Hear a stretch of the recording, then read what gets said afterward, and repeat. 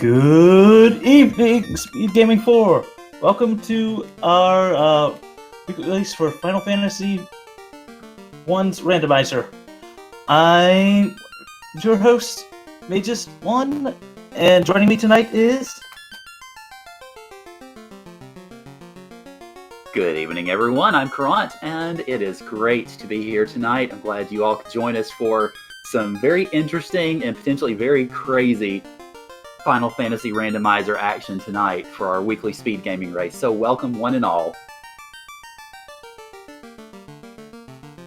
We got us on com and MG Weirdo doing track-it duties for us. Do you want to give a rundown of the flags? Sure. As we're about to drop the gate, we are going to be doing an entrance and floor randomizer. So that means that when you walk into, say, Canaria Castle or the Temple of Fiends, it may not be Canaria Castle or the Temple of Fiends. So could be pretty much anything. So it'll be fun. I'm pretty sure of it. Yes, it will. Looks like a lot of our runners are playing it safe. DVS and... I am not even going to try to pronounce their name at present, because on that one is opting to go with Fighter Rainbow, while Demon RHK and Kirito are out by taking 2 Black Mages and 2 Red Mages, respectively. Kirito also having that leaf versatility to run away. Yep, absolutely. We have some parties that are a little bit different on each front, but enough variety to make this very interesting. We have dropped the gate and we are ready to go, so we should be seeing the runners take off shortly.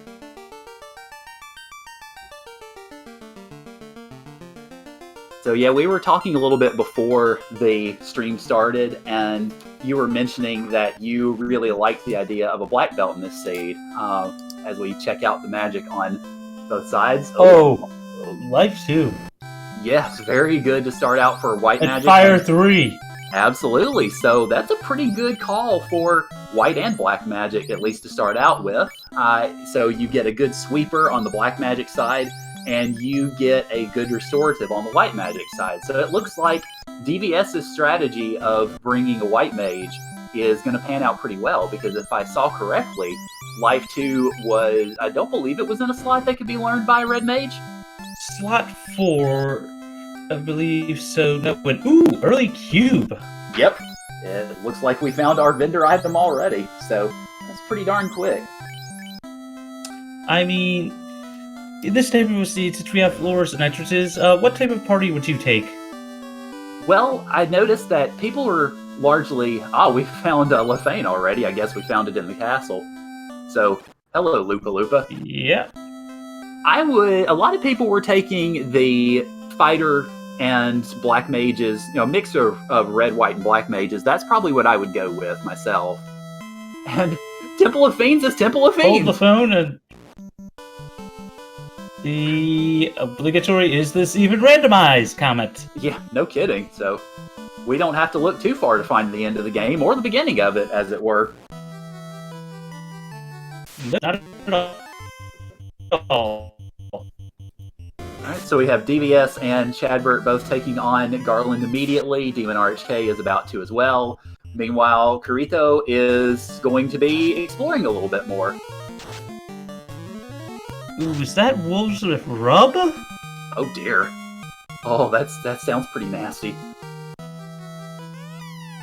I know these type of flags. I am a huge fan of bringing up black belt. Namely because of the early locations you could check. You can find some pretty, grind for EXP really early. Yeah, you could very well. And looks like Chadbert had some trouble with those gray imps.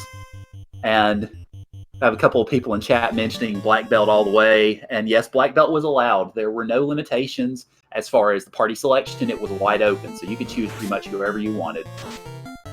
Yep. I mean, in this type of thing, if you can find quick access to a high-level area with good sweeping spells, you can just start dropping EXP on your party members. And I mean dropping it. Oh, sure, absolutely. Especially if you happen to find good encounters or good grind tiles, then yeah, that just accelerates it even further. So most of our runners are either at Canaria or sailing around, whereas Carito is exploring Temple of Fiends. And it looks like we're about to get simultaneous looks at Provoca on Chadbert's side and Matoya's Cave on Demon RHK's. And DBS as well. DBS looks like he's heading toward Provoca as well. Well, on rack. Oh, yeah.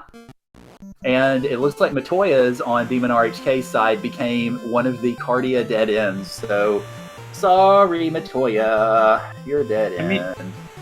I mean, we have them shuffled in tonight, so I don't know if anybody else checked the tests in Ooh! I think Irito is actually getting rewarded with an ice sword.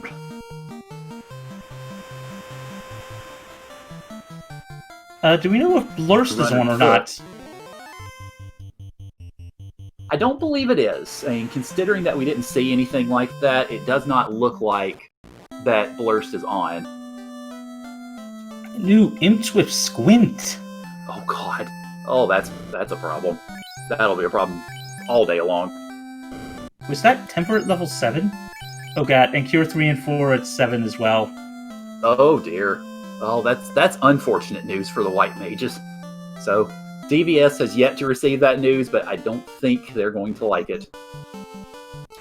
Probably not. However, I do have to say, this weekly being a little smaller tonight, you know, at least the nice thing is the runners will get a lot of experience and just have a good time. Well, speaking of having a good time, DVS just found the Marsh split, so we will... Ew. Yeah. Maybe not a good time, but... Oh boy.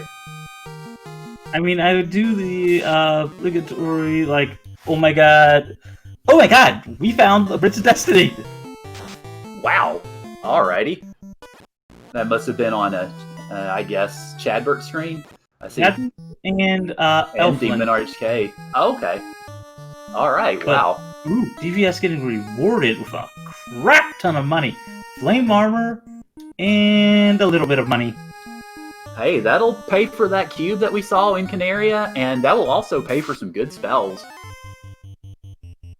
Also, we found the entrance to Bahamut. We found Carrie, which in this case does have an actual progression item. Well, incentivized location, since all 14 dungeons tonight are incentivized. Indeed. And Gregley Puff asking in chat, how many off-stream runners are there? There are none tonight. We did have an off-stream runner, but they had to step aside because of a combination of the technical difficulties that we had to start the race and a pending event. So they stepped aside, and so the runners on stream are the runners for tonight. Even with a smaller race, it's still always good to have some fun, you know, enjoying a nice randomizer, you know, sit back, relax, grab a drink, and enjoy the runners entertaining us all. Oh, absolutely. So Demon RHK making their way back to Canaria, and Chadbert finding the herb in the carry incentive chest. And it looks like DVS has found Volcano, I presume, in the Southern Marsh split. Or particularly the Volcano Armory, which is very good news for chest hunting and trying to find some good items. We also have the Freaking Out tonight, too. Yes, we do. So they can exit the Inner Sea pretty much whenever they wish. It is also worth noting in the incentives that there are no loose items tonight. Everything is incentivized, and there is one incentivized dud. So it'll be interesting to see how much chest checking that the runners do. Of course, a place like the Armory, where you have a lot of chests in a very short space, it's definitely worth it to look. But as for others, it'll be interesting to see how much the runners go into chest checking, how comfortable they are going after stuff or skipping it. As DVS. It's shield. Yep. Very nice shield for that fighter eventually. Oh. And I believe a ribbon as well. Yep. And a light axe too. And a light. Yes, that's all very good. Dwight asking in chat, is this co-op? No, it is not. It is the weekly race, so it is a competition. Oh, hello, Rock Doll Tile. Yeah, pretty much small weekly tonight, but as with as with a lot of randomizers, sometimes I can't talk. As with a lot of randomizer communities, just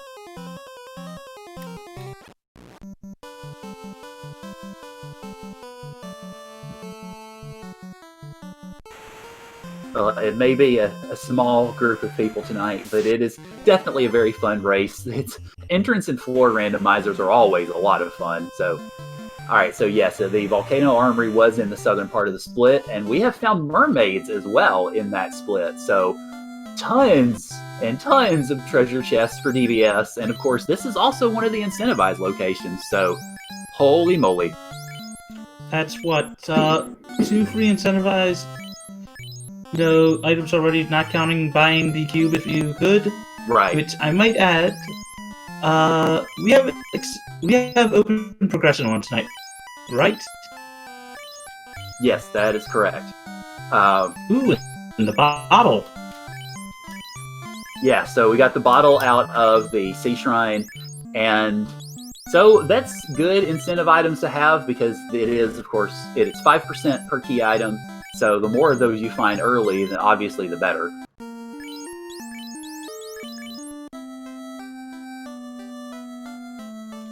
Too true, too true.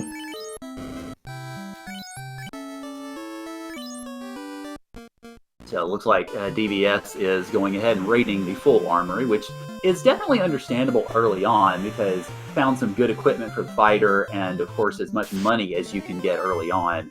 You want to in order to get perhaps better equipment or obviously spells once they do find where Provoca and Elfland are actually hiding.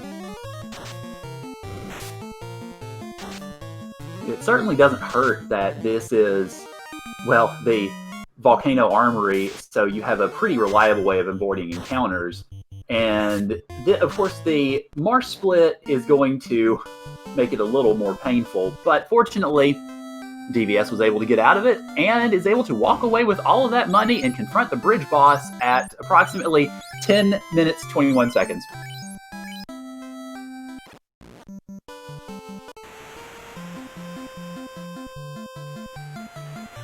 Looks like on Kirito's side, Kirito went to Melmond and found the top of Earth waiting for him, so not terribly far from Vanilla there.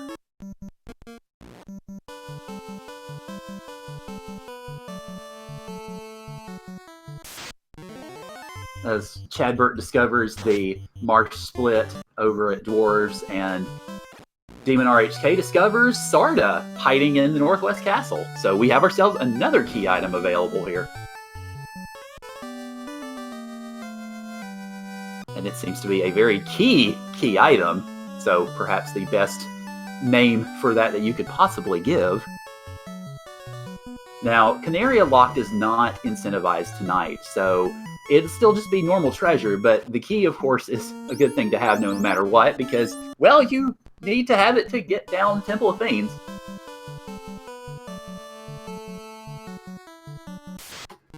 Alright, as Chadbert is picking up the items in Canaria, Kirito has discovered the Bridge of Destiny, and promptly nopes out of that, and nopes out of Elfland, or Vanilla Elfland location altogether.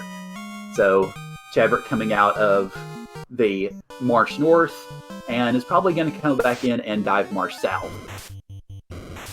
DVS also discovers the Bridge of Destiny and promptly nopes out. So, the most immediate new find that we're going to see momentarily is Demon RHK's making their way to the Vanilla Marsh entrance, and we've yet to see what is in there.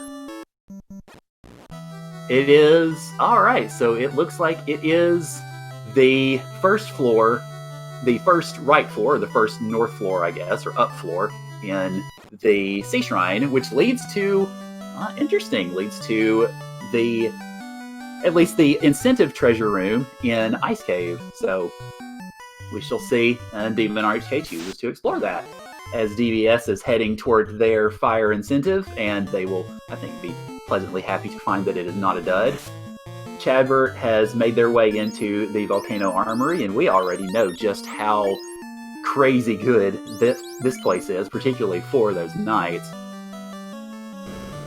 Alright, so Demon RHK is making their way toward those ice treasure chests, and we've yet to see what's in those. Of course, I don't believe any of the runners have seen Warp or Exit yet, particularly Warp, so they'll have to kind of do this the hard way, so to speak, but they're going to at least check and see what's in those chests that are immediately available. Chadbert has discovered the Rock Gull trap tile in the Volcano Armory and is promptly trying to get the heck out of Dodge, which I don't blame them this early on. Meanwhile, Kirito has made their way over to what is Vanilla Crescent Lake, so we're about to see what that entrance is. Well, once these trolls get out of the way, that is. Ooh, I didn't notice that Kirito had their first 2 party members stoned, so that could be a problem. But they found Gaia, so if Gaia is selling any softs and they have the money for it, they can get those party members back pretty quickly. And we see Temper at level 7 in Gaia as a pretty good black magic spell, but a little higher on the table than you want it to be. So anybody decided to try to take on Tiamat yet? Not yet. No, not yet. But it looks like DVS is trying to get some good encounters to get some levels, and Demon RHK is exploring the depths of the ice cave, so we're going to see, I think we're going to see a little bit of growth here shortly. Oh, definitely. I know, I'm a fan. I find an early Fiend dungeon like the Bridge of Destiny or something like that, some houses and a decent sweeper, I will save, see what that first fight or two is, and just see if, okay, can I get it down? Can I get it down? Yeah. If I can get it down, that's immediately a lot of experience. Even without an ESP bonus, it's a chunk. Yeah. Unfortunately, Chadbert had some real problems with the rock galls at the volcano spike tiles, so they had to kind of nope out of it.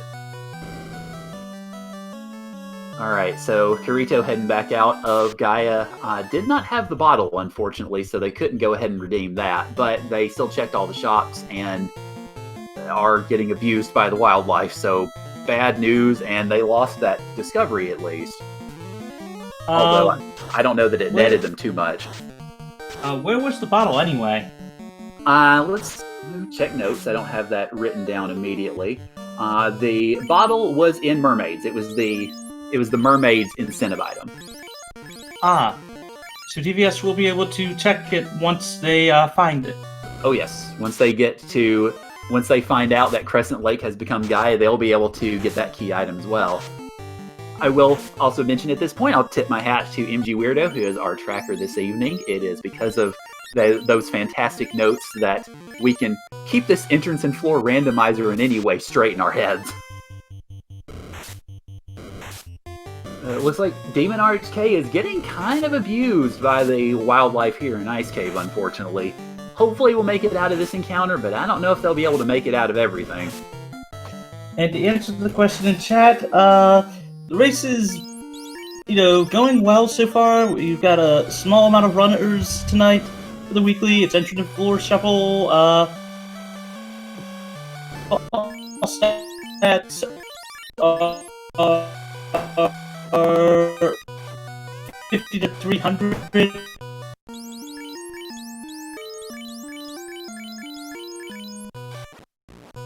Yeah, it is an entrance and floor randomizer. It's been some pretty crazy business so far, so welcome in from the Link to the Past race. We appreciate everybody out here on Speed Gaming 4 tonight as DVS picks up their key, and they will be able to cart themselves around shortly. And I see we have some folks from Speed Gaming Prime rating us tonight. Welcome everybody from Speed Gaming Prime. Welcome to the Final Fantasy Randomizer weekly race here on Speed Gaming 4. It is an entrance and floor shuffle, so every entrance is probably not going to be the entrance they think it is, and it will be all sorts of craziness and lots of fun. So welcome everybody and have a grand time tonight.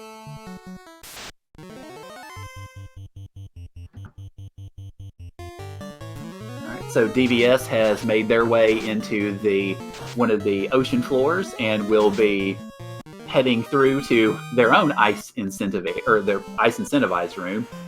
Chadbert has now discovered Sarda, so they will pick up their key.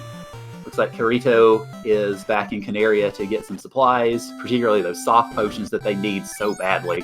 And Demon RHK seems to be going back for supplies as well.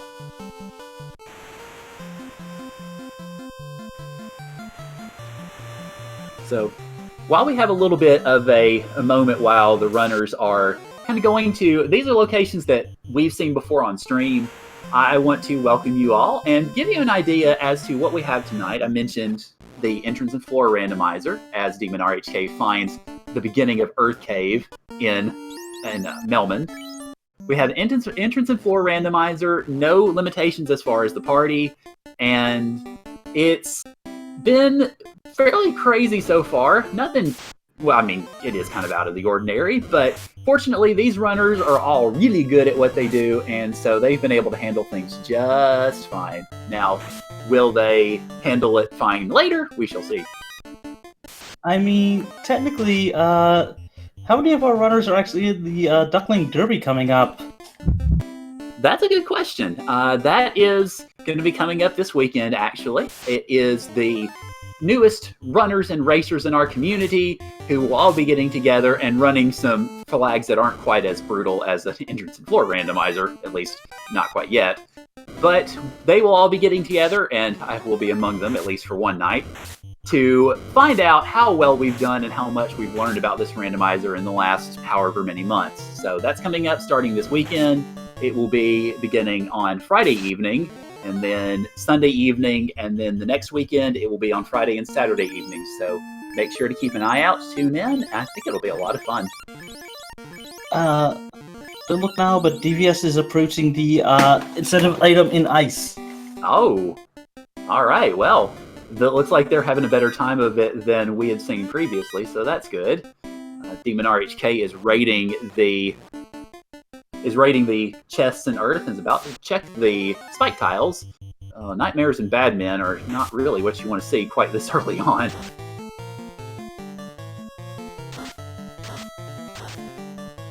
And I believe that's a guard robot on DVS's side, unrunnable. Oh dear, unrunnable is not good news. Not for the relatively, well, pretty much almost no magic that the runners have so far, because they have yet to find either Elfland or Provoca, the actual towns. And so levels 2, 3, and 4 of the typical magic have not yet been located. So it's putting the runners at a bit of a disadvantage. Also, but Demon RHK finding dwarves. Yep, finding the real dwarves. Have you seen any other good starting weapons, or does Kirito have the best weapon we've seen so far in the Ice Sword? I believe so. Oh, just got a ribbon out of the Dwarf Key Lock, so Pro Ring is also very good.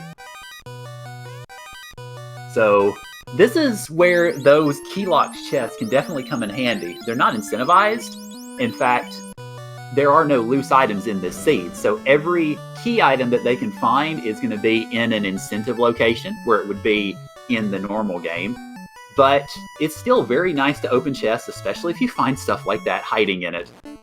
Sadly, no Hooray Dwarf, however, so I'm afraid I have to demerit Demon RHK a few points. I mean, considering that there is no loose, we will see some checks, but it's going to come down to how much the runners survive with the gear they've got. Oh, sure, yeah, absolutely. I think once the runners are comfortable, once they find really good armor, especially since every party has a fighter, they're going to want to be looking for stuff like the opal armors, or even better, the dragon armor. Of course, obviously a good sword to go with it. And if they can find that, and then they can find enough ribbons and pro rings and gold bracelets, whether they buy them or find them, then I think they will probably start skipping from there. Ooh, Demon RHK finds Elfland! Ooh, so we have level 3 and 4 magic finally, and fast, and lock 2 at level 3 Black Mage. And unfortunately... Sorry, you off there? No, that's fine. Unfortunately, Chadbert got wiped out by lobsters. Well, I guess they're taking revenge for all the fishing that we've done. And exit as well, level 3, but slot 4, so I don't believe that's learnable. It would be learnable for DVS's White Mage, but I don't believe many others. But Harm 4 was there as well, which...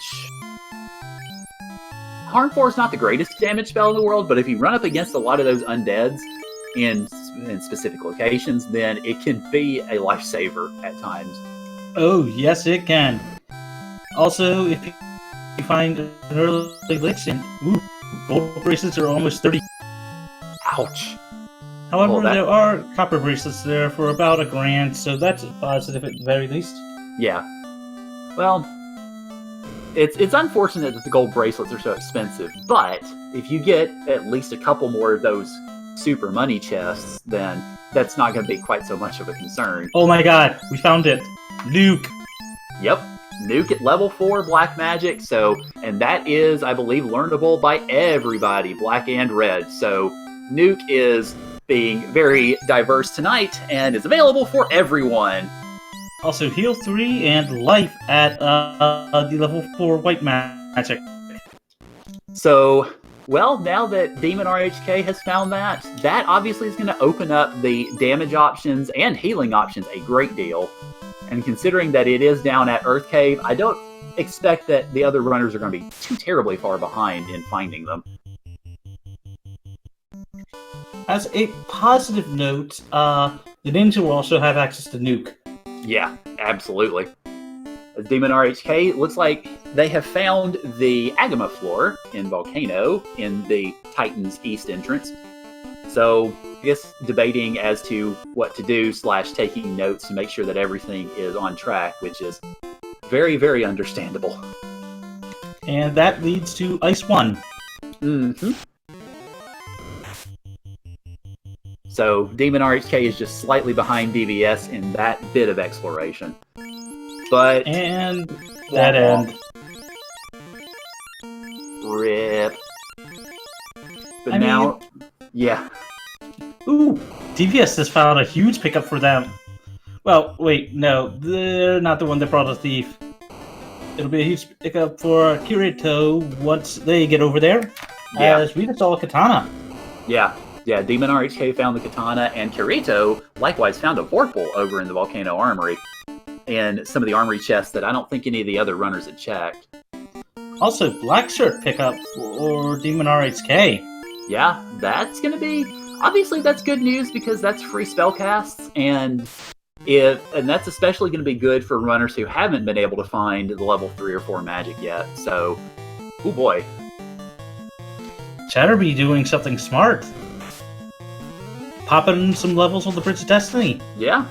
Well, I was going to say DVS, I think, was trying to do that earlier, so great minds think alike, I suppose. Demon RHK is going to take on that Rock Gall grind, and looks like it, well, oh dear. Heal 2 is not going to make it any easier, unfortunately. I mean, picking up some crit levels is a thing.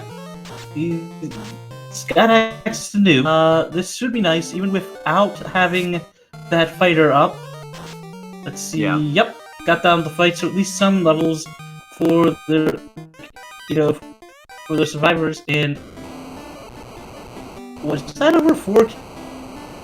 Yeah, it was close to 5k, I believe, so it got the surviving party members up to level 10. Which is very good. It looks like, basically, grinding on that fighter. Yeah, that's understandable. DVS picking up a gold bracelet and promptly putting it on the white mage at the bottom, which is understandable. You want to protect that life caster at all costs.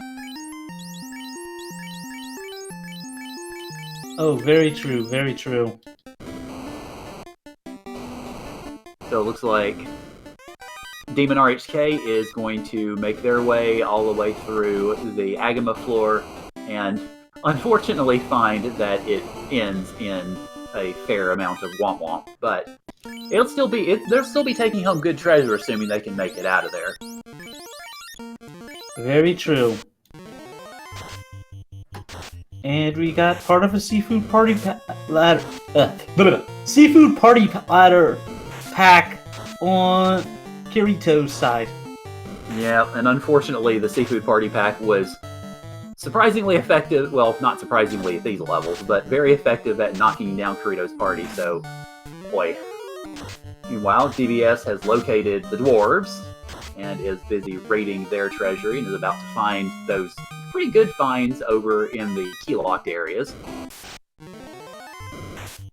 And Demon RSK is down to one Light Warrior left. Well, it looks like they've got 2 up, but in other teeth, yeah. It was a very close thing. I mean, you combine those damage tiles with the relatively hard-hitting monsters in Volcano, and it's not a terribly good combination, all in all.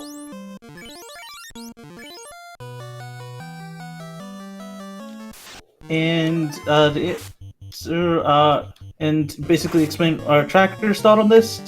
MT Weirdo pointing out in the chat, they're thinking on-rack is probably going to be there.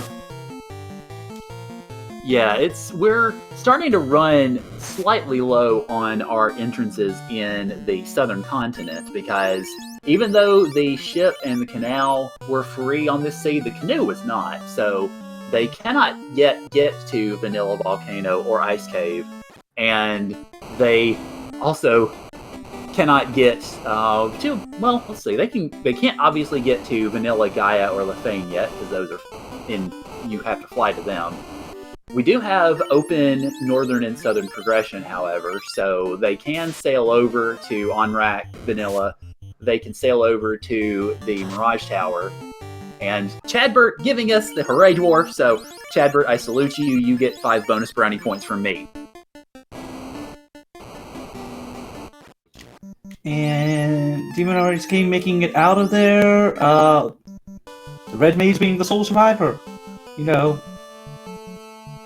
Right. Yeah. Well, yeah. Last one surviving, but yep. Well, chat was mentioning that Demon might end up paying the price by trying to get everything out with only one orb or one light orb remaining, rather. And fortunately, they were able to make it out. So, good news on that side. And Kirito finds the mermaids. All right, so time to raid all of their goodies, including, of course, the bottle that we know to be in their incentivized location. But it looks like Kirito's kind of having the same problem that I've had, and to some degree kind of still have when going through mermaids, and that's remembering where all those treasure chests are, because there are some rooms, of course, that have them, and some rooms where it's just mermaids hanging out going, hello, nice to waste your time. So I could definitely understand that. Ooh, we find the slab. Yep. So we now know what the bottle turn-in is, but unfortunately we have yet to find, I believe we've yet to find Vanilla Melman, so we can't translate that, at least not at this point. We have not, sadly. However, and this too at level 7. If I'm reading the seed correctly, we will probably have Melmond or some form of progression with the information known at Onrak, which will probably lead to, because we have Lefane early on, so we'll have access to that as well. So more than likely, my guess is Onrak will hold our... Yeah. MG pointing out it's 50-50 Onrak or Ice. And Chad also asking about the price on Temper. I don't think it was 73k. I think it was 23k. Because I don't believe spells can go beyond the maximum price, which is 65,535. Good old 8-bit programming logic. Have we actually seen Ice Incentive? I thought we had. We have. We did see it. Let me check the notes and see what that turned out to be. Let's see. So, alright. Try to see if I can find that in the tracker here. Gotten near the chest, but not made it past. Okay, thank you. Yeah, I knew we'd seen the location, but I wasn't sure if we'd seen the item. So, unfortunately, all our runners have been repelled. Corrupt? Do you see what DVS is? Hi! Look, he is on his way to carry. Yeah. Oh, nice. So Well, at 32 minutes, we have our first possible fiend fight. Nuke. Gotta wait. Ooh, that and hurt. a dead black mage. 143 in damage. Swing. Opting for another nuke. Opting for. I couldn't see that one. Not a lot of damage, but ooh, Carrie's got damage poison. Wait, no. Poison touch. Ugh. Either way, over 300 for that nuke, blasting the fighter. So let's see, will we get a good hit? 4 hits, 40 damage, dart coming out, so free turn. Yeah, and it looks like the nukes have been extinguished, so unfortunately it's just going to be mostly the fighter and fire 3 damage now. So, yeah, I think DVS had gotten a pretty good roll on at least one of those nukes, so hopefully this fight will go well, will work out, but it's hard to say precisely. But Ice 2 is not going to make things any easier for him.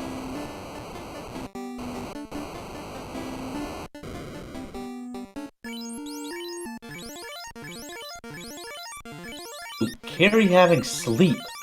Yeah. But fortunately, it looks like it didn't take effect on anybody.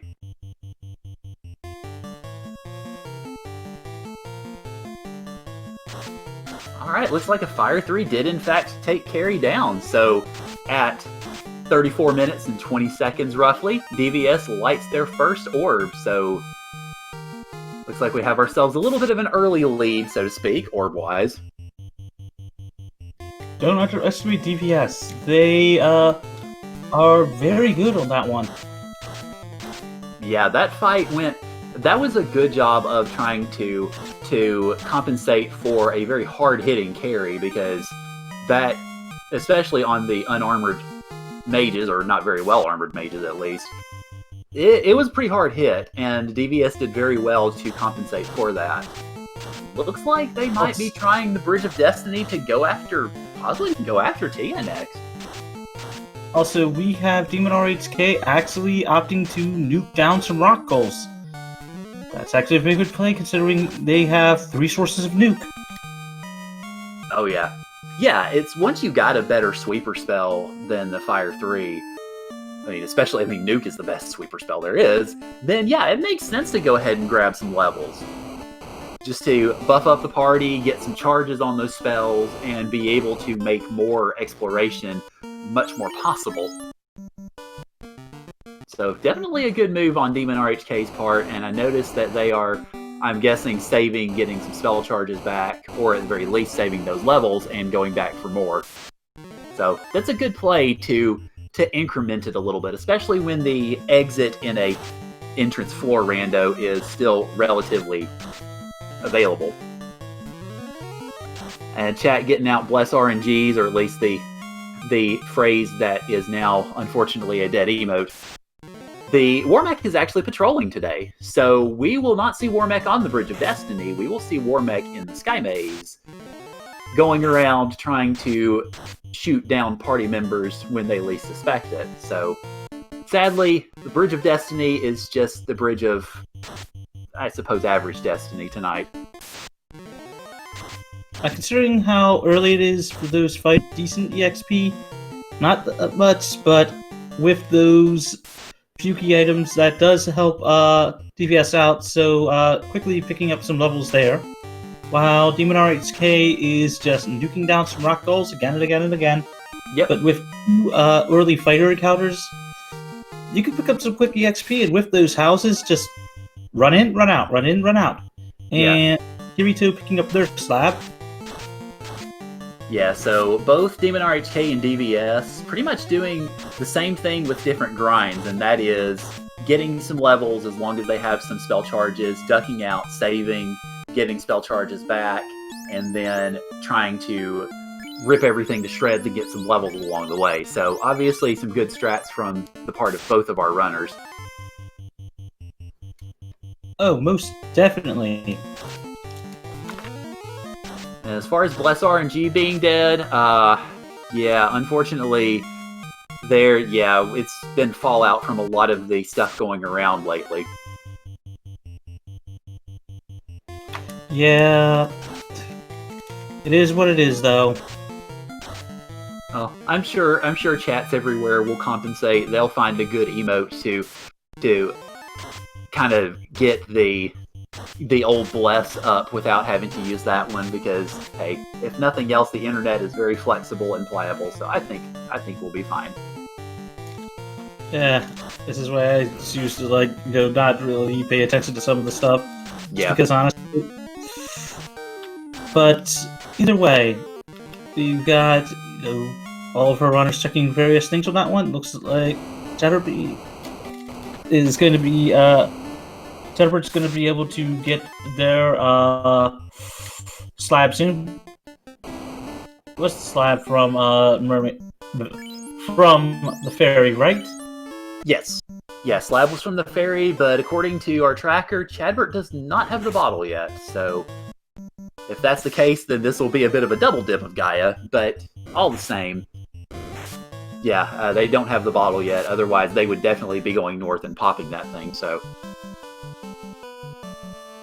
Well, maybe... I don't know. Oh, resting. Okay.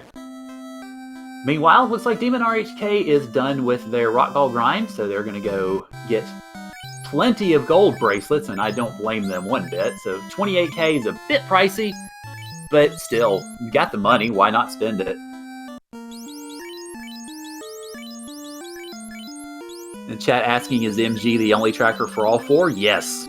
Yes, MG is doing a splendid job for having 4 runners, especially entrance and floor randomizer runners to track. So I can't compliment the crew enough, whether it is MG, whether it is our restreamer Vince, whether it is Magus in the booth with me. Everybody's doing a fantastic job tonight. Yep, but Runner's putting on a show for us, helping us, relax, especially with everything going on in the world. It's always good to just sit back, relax, and have some fun.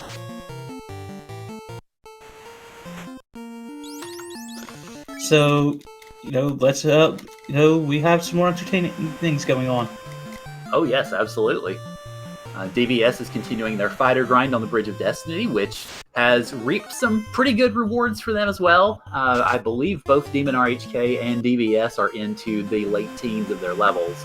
So that is going to obviously help a lot as far as travel and trying to take care of the various puzzles that yet await them.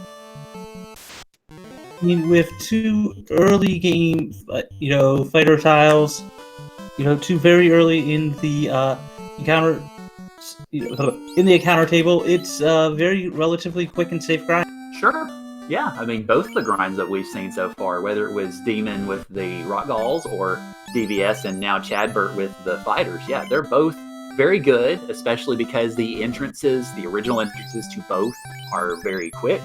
So they can run out, save without much fear of running into any sort of bad encounters on the way out. Be able to save those levels and just stock them up. And that is really the key, is make sure you get those levels and keep them. Because a bad encounter or a bad step can cost you a good bit of time if you're not careful. These runners are being very careful, and it is definitely paying dividends for them.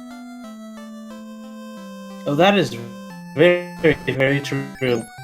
I mean, although it probably won't contain anything of the key, we do have access to the Temple of Fiends locked chests. Although, since we have no loose items, you probably won't see that, but you never know what might be in store there. Right. Yeah, that's a good point, too. I've not seen any of the runners check it, and you're right, I don't think we will, but yeah, that's a good point as well. So, chat pointing out we need some bad men. We did actually see a bad man earlier on one of the trap tiles, but I don't think any of the runners have tried to engage them yet. But, speaking of engaging, it looks like DBS is about to engage Tiamat, so we'll see how this goes with all those levels. And let's see, opting for some weight strats, some nuke, some slow coming out from Tiamat.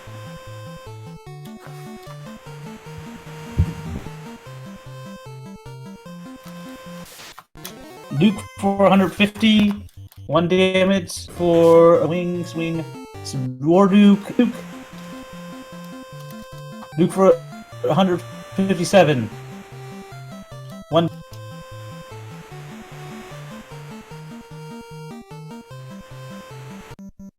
Tiamat, unfortunately, with sleep, putting one of the black mages to sleep, but fortunately, the black mage did not stay asleep very long. Nope, another nuke coming out for 141, another nuke coming out for 103. Wow, that was a very low roll nuke on that one. Plinking off of Tiamat again. Hold coming out, paralyzing that black mage. Couldn't see that one. 1 damage again. Heal 3 coming out. Yeah, that last nuke I think was 128, so it's unfortunate. DVS is getting some pretty bad rolls from these nukes. It's now shifting over, looks like, to fast strats to try to get the fighter at least a little more into the game. Most definitely. Opting for some more heal 3s. Opting to start cracking up those fire 3s. 31 damage, swinging 1 damage. I don't know about you, I can just imagine the fighter running up to Tiamat and just having it go pling. Yeah, Also, or something like that, yeah. nuke for 300 chains. I think that was at least a halfway decent hit from the Fire 3. Fire 3 coming out again for 42 damage. Fire 3 coming out again for 26.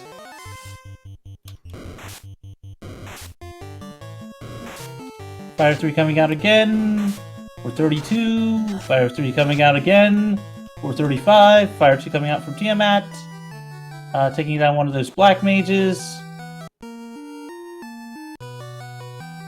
Fire 3 coming out again for 35 damage. Heal 3 coming out.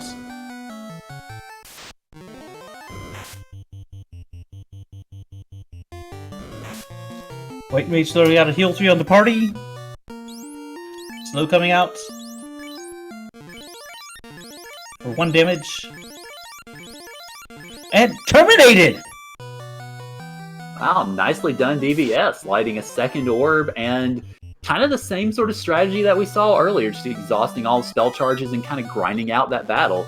So DVS now has 2 orbs lit to no orbs for anybody else, so DVS has a definite orb lead.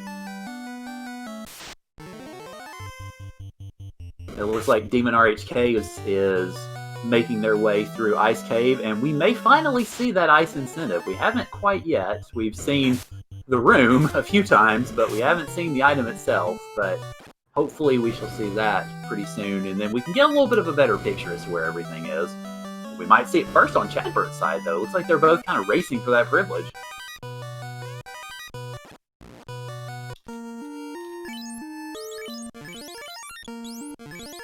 So I think both of them had experienced the joys of this trap tile before, so definitely Demon was preparing accordingly.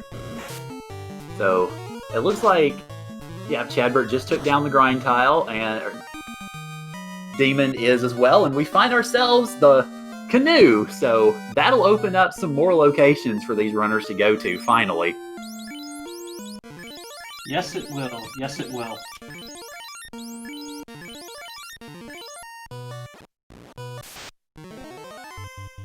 So now that the canoe is in the bag for at least a couple of our runners, as mentioned earlier, that opens up a few locations. It opens up the original volcano. It opens up the original ice entrance. It also opens up the caravan if you don't have the floater.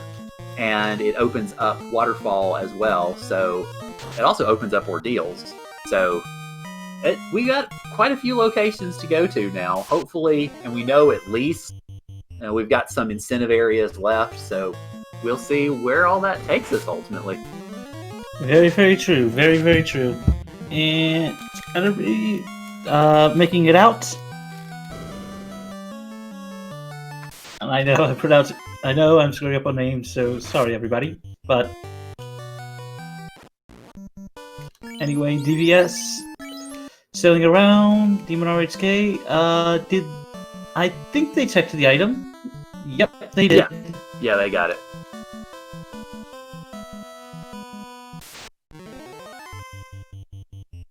And one of our favorite things, the credits boss. Yes, Chadbert conquering the bridge boss at about 4740. We had seen bridge boss before, but only in limited feature. So it's good to see bridge boss make a return. I mean, I remember back when you would have the vanilla credits there, but I'm glad they finally added some, love for all those that helped. Oh, yes. Yeah, this randomizer is definitely the work of many, and it's always good to see their contributions acknowledged. And Chatterbird finding the mermaids. So they are about to grab that old bottle, whereas Demon RHK is in Volcano. And so they are about to get I believe the herb is what it was. Yes, it was. Yeah. And you were mentioning earlier the wolves having rub. I just saw it on Demon RHK's screen, so yes. Not a fun thing to see. Most definitely. Although we do have at least one ribbon, if I recall. Yeah. And that obviously helps, but it's still, even if I think you have a ribbon or two, it still kind of gives you a moment of pause or catching your breath to make sure that thing doesn't start slaughtering you. Oh, very true, very true. I mean, you don't want to have one of your light warriors rubbed out. No, that sounds like a very painful end to your existence. It just makes me think like they pulled out a giant eraser and just started erasing them from existence. Yeah, that was kind of the image I had too, which is why I was mentioning that it was so painful, like, oh boy. And Kirito finding one of the Cardia dead ends, and I assume not realizing that it was a Cardia dead end, at least for a moment anyway. Yes, I know Kirito is still one of our newer runners, but they are getting a great job at getting a hold of the game and getting a hang of it. Well, I was going to say, an entrance floor randomizer definitely tests your knowledge of the game in ways that other versions of this do not. So it's definitely understandable, and I mentioned finding the dead ends and such. It's definitely not a slight in the slightest. It's really hard to keep track of all these entrances and all these different floors everywhere. So it's easy to see people get turned around, even if you're keeping good notes, because I'm sure all these runners are. Oh, very, very true. I mean, one nice thing about doing a floor and entrance shuffle is if you're not familiar with some things, you'll quickly pick up a lot of things. Oh, yes. Ordeals has turned into one of the early Volcano floors, and that is going to become Sharknado floor, it looks like. Sharknado. Oh. Demon RHK is running it a little risky. They've only got one Light Warrior alive, and they promptly nope out of it. And at least make sure that one Light Warrior is fully healed before going back in. Very true, very, very true. As DBS digs out their canoe from the Ice Cave, so they will be able to access more of those locations soon enough. And it looks like Chadbert is heading down to have a date with Carrie. Let's see how this fight goes.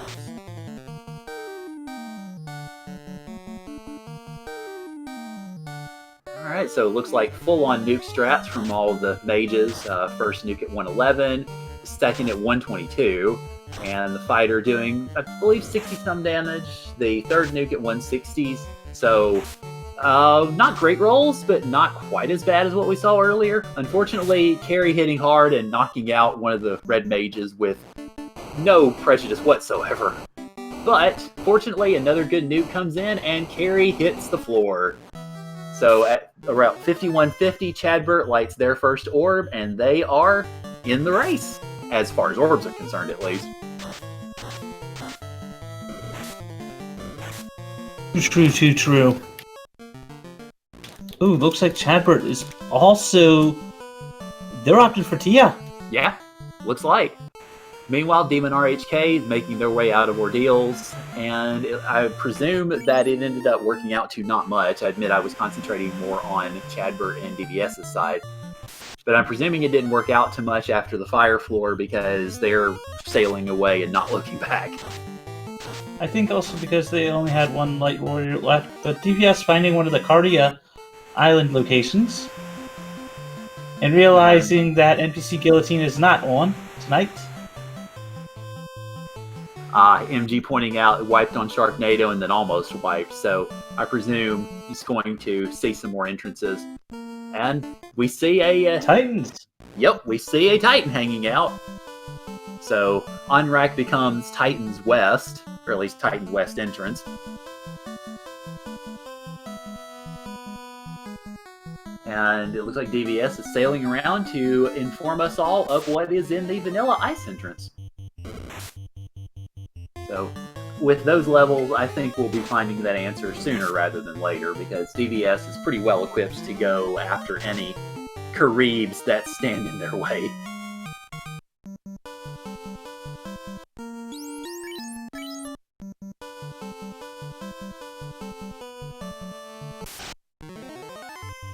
Alright, so we find out on DVS's side, Ice Cave becomes the bottom of Marsh.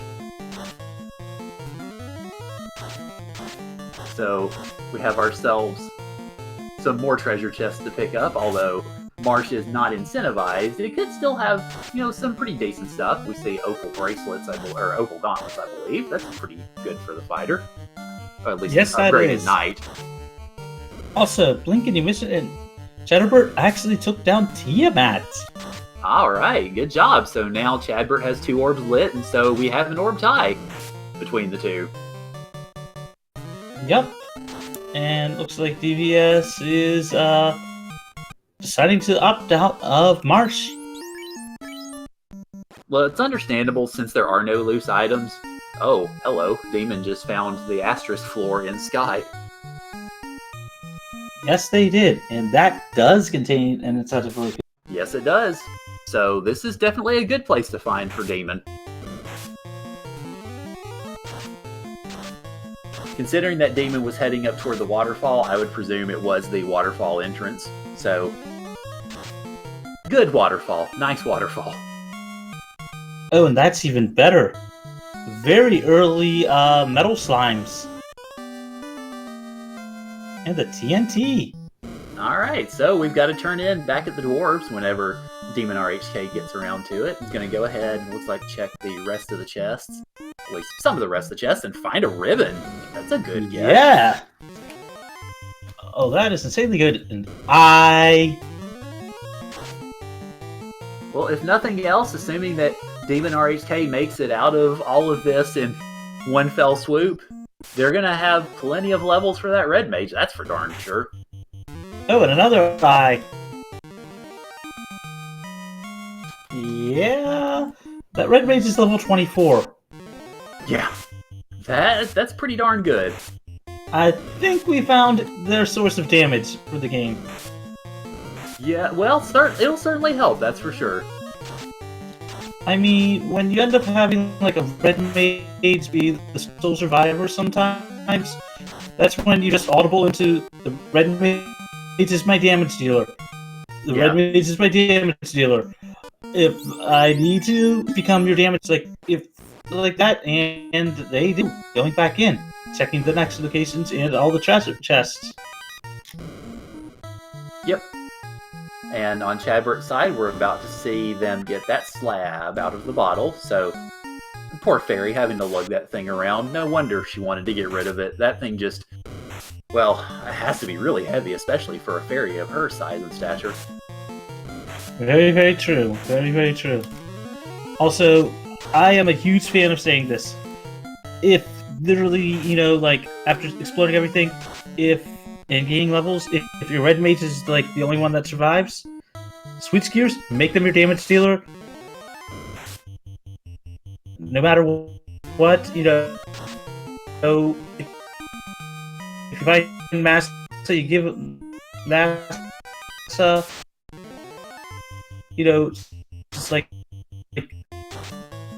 finds the map. And of course, there's Rock Goals with their Yield 2 again. Yeah, they also had Gaze as well, so the poor Red Mage on Demon's side is just paralyzed, unable to do much of anything. So that could very much imperil at least the re-entry. I know Demon saved after that last exit, so they won't be losing too much, fortunately. But I am surprised they do have a ribbon and Viz too. Oh dear. And Oh, Expert. and Glance. And those rock galls came loaded for bear this time. I mean, I know Demon RHK has a ribbon. If it was me, I'd be switching that ribbon over to that red mage. And even so, that red mage is loaded for bear. Oh my. They have a ribbon on that red mage. That was through a ribbon. Yeah, they were still getting abused, so that was just really bad luck on Demon's side. Very, very true. As I said, with that red mage still being up, you know, they're just getting tons of experience on that red mage. Yeah, that is one really good thing about finding eyes and slimes like this on the sky floors, because yes, they're good for a lot of experience, and so yeah, the red mage is now up to level 26, so that's basically, especially considering we don't have the bosses super hard, they're 50 to 200% this evening. So that red mage is pretty much at endgame level at this point, although I expect they'll get more levels as they go through with the remainder of the experiences. Very, very true. This is the type of time where you just keep that red mage alive. When you bring up the fighter, you start gaining some more levels on them. But until then, your red mage is your damage dealer. They've probably accepted it by now. They're probably going through some of the stuff, and we found another sea shrine floor. Yep. So it'll be interesting to see if any levels are gotten. And I see that DBS has found the vampire floor in Earth, so we'll be able to see what the Earth incentive chest is pretty shortly. Very, very true. So that will, I think, be... Let's see. Demon RHK resetting out.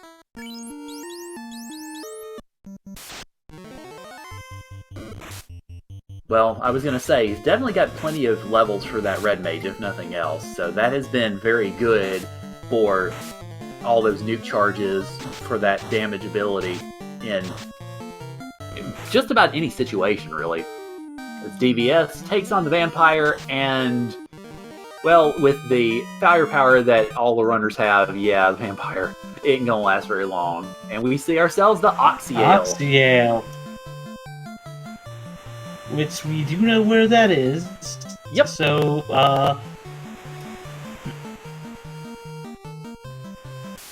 yeah, we sure do, because Onrak's located at the Vanilla Provoca entrance, so that, of course, will open up yet another location that these runners can check, although it is a bit of a distance to get there, so we'll see how quickly DVS decides to invoke that search, probably route it into other nearby locations, which is generally the smart thing. I mean, we have yet to find anything anything stupidly good on that one.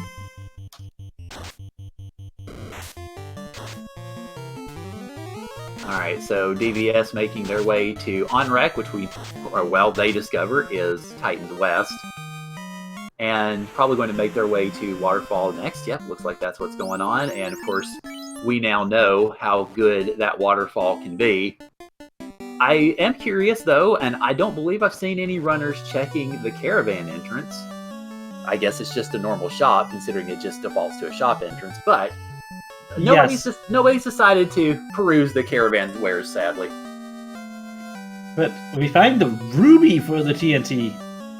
Alright, so Demon RHK makes that turn in, and of course now that we know where the Titan is, we can obviously do that giveaway and get another key item. Yep. So let's see if DVS will manage to make it past the sea floor alert.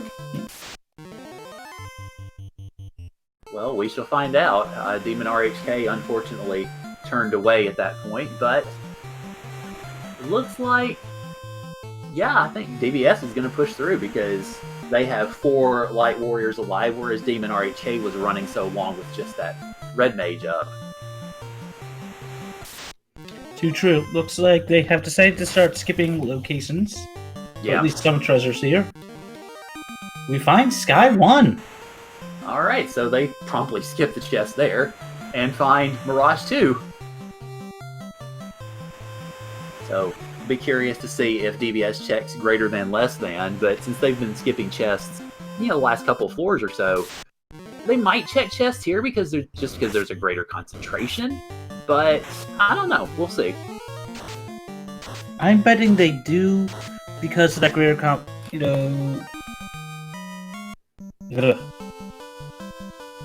can't speak sometimes.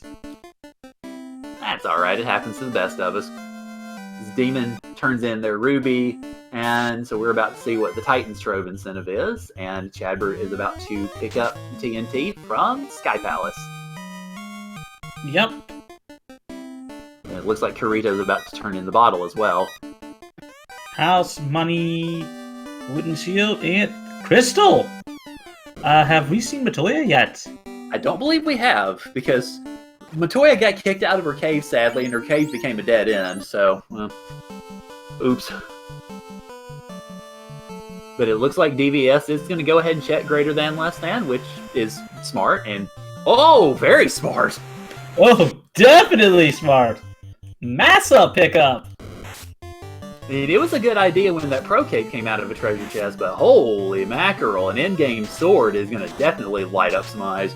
Especially, again, since all four runners tonight have a fighter, even if Demon's fighter is on the carpet right now. I mean, Demon's going to throw that in mass.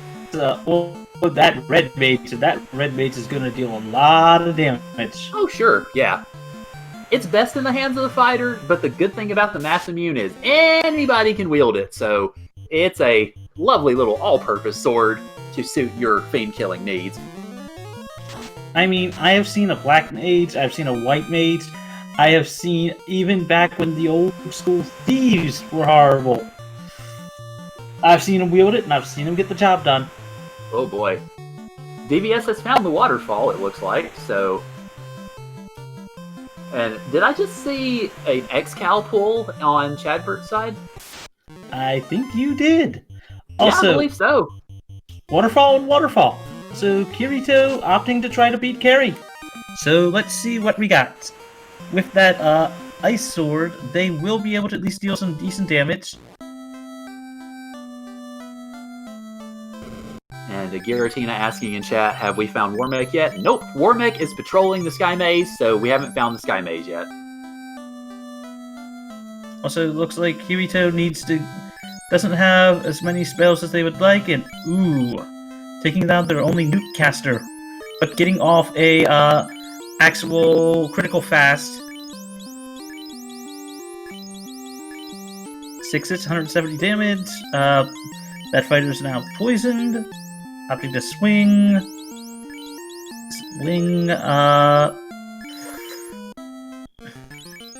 Puring up that fighter. Taking out one of the other 6 hits, each damage. 3 hits, 3 damage. Plinking off carry. 6 hits. Was that 37 or 300? Or 370? I wasn't sure. I was watching DVS get the loot over in the waterfall incentive, but it's not looking good for Kirito, unfortunately. They got it down. Oh, good job, Kirito. It was looking pretty desperate for a while because 2 light warriors down, and the fighter and the thief on their knees, but they pulled it out. So at 1 hour, 6 minutes, 45, Kirito lights their first orb, and so now they are off to the orb races. Before anything else, Kirito needs to save. Oh, absolutely. Absolutely. Don't risk it. Demon enters into Volcano and finds his way to the most plentiful of the Cardia Island entries. So go ahead and raid all those chests there, which unfortunately don't seem to have a whole lot in them, but still, it's good to have. Very true, very true.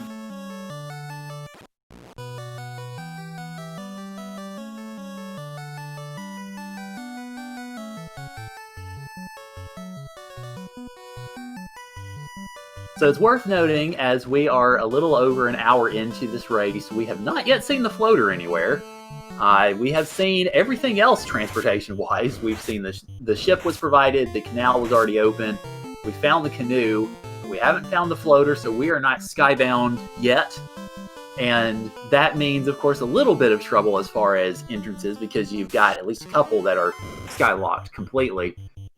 So, or well, a few, given all the Cardia Islands. So hopefully we can find that floater fairly soon, but we'll see. I don't know. It's hard to say exactly. Yes, it is. Yes, it is.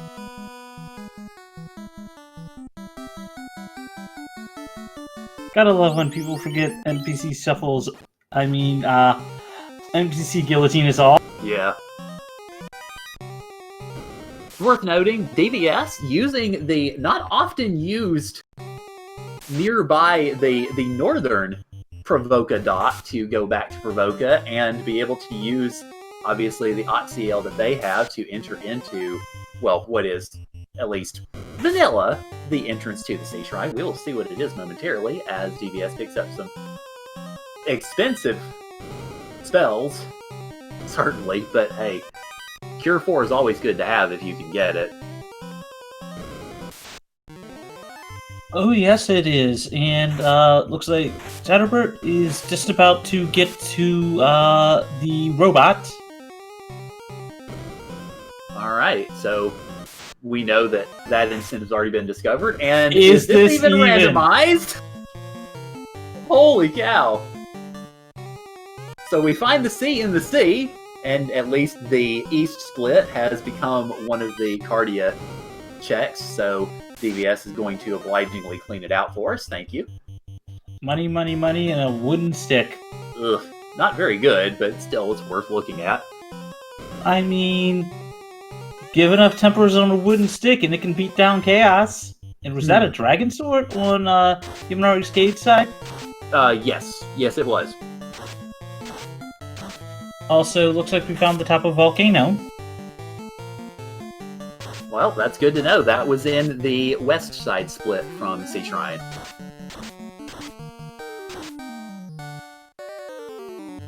Looks like waters have dazzle. I mean airs. Oh, well, they're dazzling enough already. Oh, hi, Kraken 4. Oh. So we know where 3 of our 4 fiends are. Yep. And I don't expect that DVS will have a whole lot of problem taking this one down, considering the levels that they have. I mean, depending on things, if they, have we seen every location nearby yet? Let's see. I believe we have, as far as I'm aware. I don't remember precisely, but I believe we have. It's a little tough keeping track, even for those of us who are, whose job it is to try to keep an eye on everything, whether it's comms or tracker. But I believe we've seen most every entrance, so we're kind of running low on possibilities here as far as particularly finding that floater. Oh, I know that. I was trying to figure out whether or not we had seen enough to actually guarantee all 4 themes before the airship.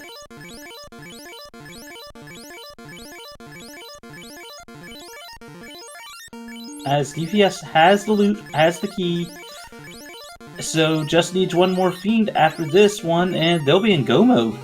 Yep. So it looks with like that NASA.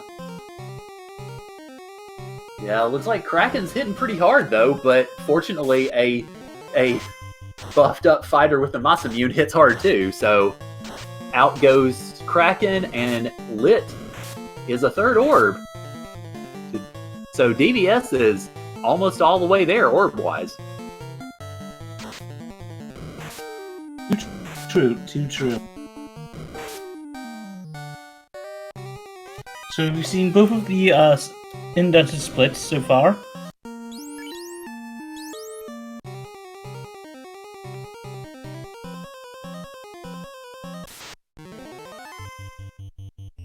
Alright, so looks like Demon is exploring the bottom of Marsh.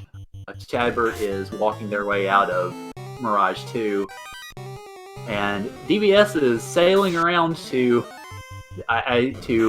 make sense of everything that's available and get back to some more exploring as best they can. Meanwhile, let's see, Kurito trying to fight off some Whiz-Zags, which are not the hardest enemies in the world, obviously, but they're still pretty rough to go up against at times.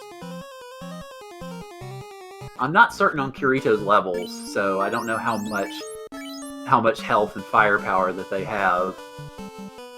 Okay, here we go. So they're 16-17 range. So not bad on the level front, but I mean, Demon has that red mage at 26, and DVS has been keeping steady with all the party members as far as the levels are concerned. So they're in pretty good shape all in all. Alright, looks like Demon's levels are around the low 20s. Or DVS, rather. I think I said Demon, so apologies.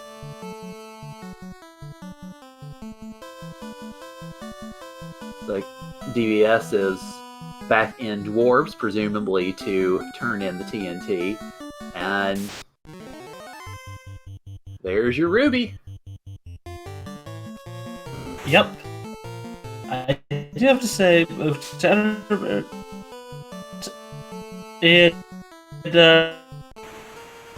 Kirito, both of them putting on first.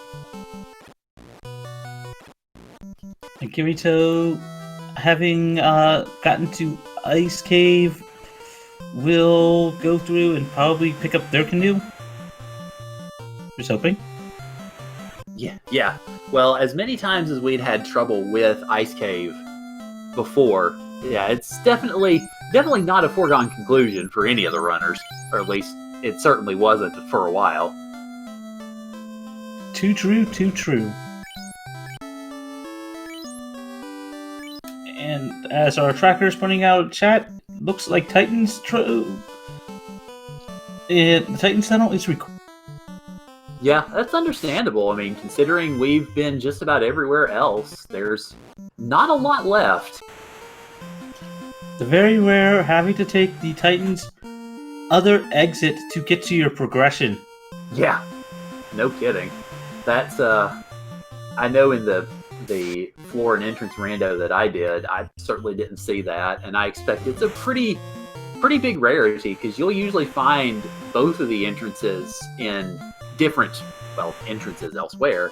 But this time, yeah, the Titan gets to assume a very large role in this randomizer tonight, and it's good to see the old lug get his due every now and again. I mean, it's required to feed him. We'll hopefully see the other entrants. Will DVS realize that they have to leave, go the opposite end, I wonder? Yeah. Well, it'll be interesting. I mean, they could have exited out and didn't, so they're going to take that other entrance, and let's... Nope. Let's see where it leads us to. Leads us to Sarda. Which leads us to the other Titans entrance. So, symmetry and motion? Oh, hi! Ordeals! Hello, Ordeals.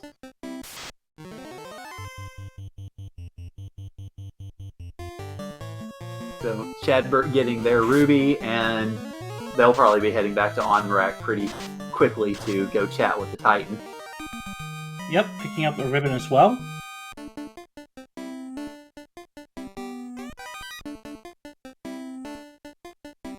Looks like Demon RHK opting to run through the actual armory.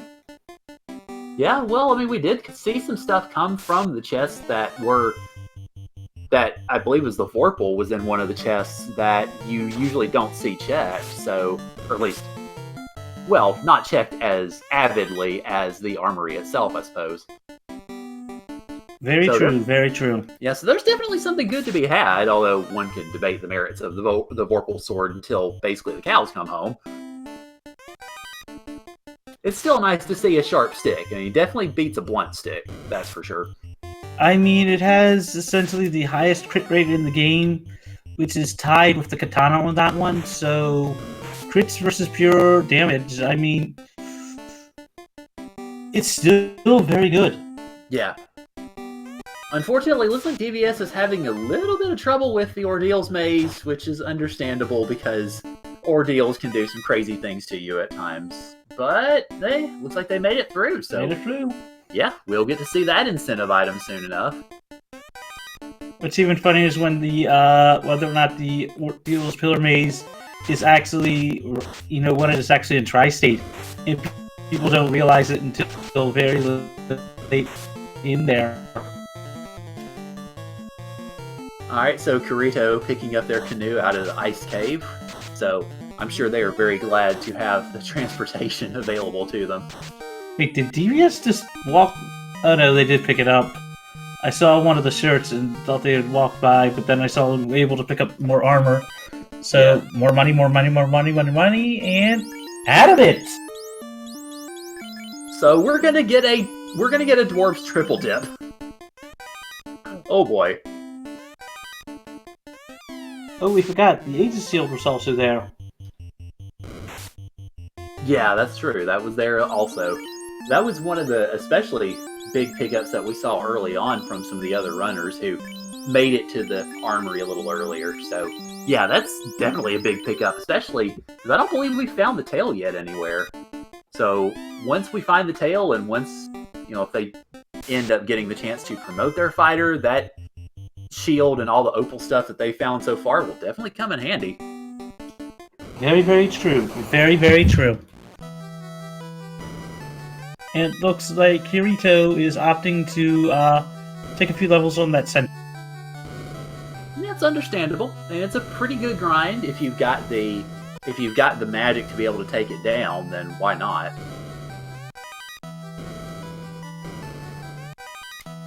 I mean, it does help them out. Yeah. Oh, of course, absolutely. All right, so Chadbert getting their crystal out of the Titan's Trove, and we'll see if they go straight out with it or if they inspect the other entrances and find, well, of course, now we know that Ordeals is there with the adamant, but it looks like they're going straight out, so maybe they're saving up and going back in. Perhaps. Maybe probably taking notes, making sure to keep track of everything.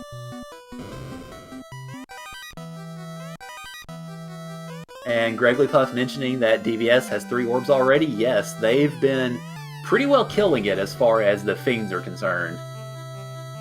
Party Heart.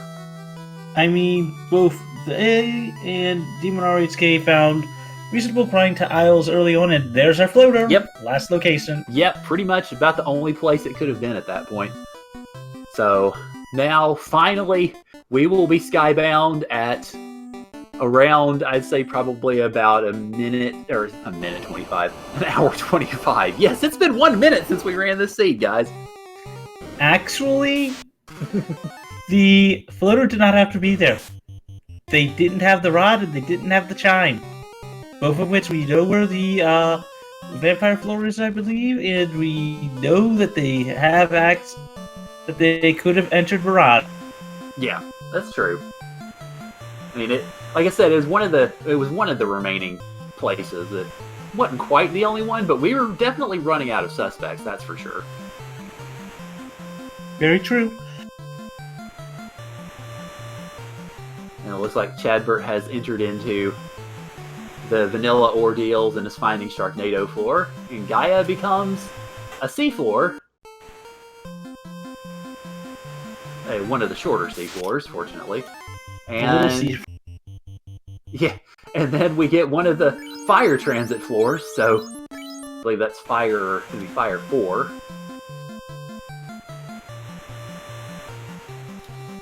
And it looks like Kirito does have their canoe. Yep. And is headed for some locations. Do you know if they have their cube yet? It's hard to say. The tracker does not show them with the cube, so... Also, DVS has found a place to turn in that crystal and gets the incentivized opal bracelet out of it, which is one of the 3 incentivized items outside of the normal key item pool, along with the Thor hammer and the power gauntlet.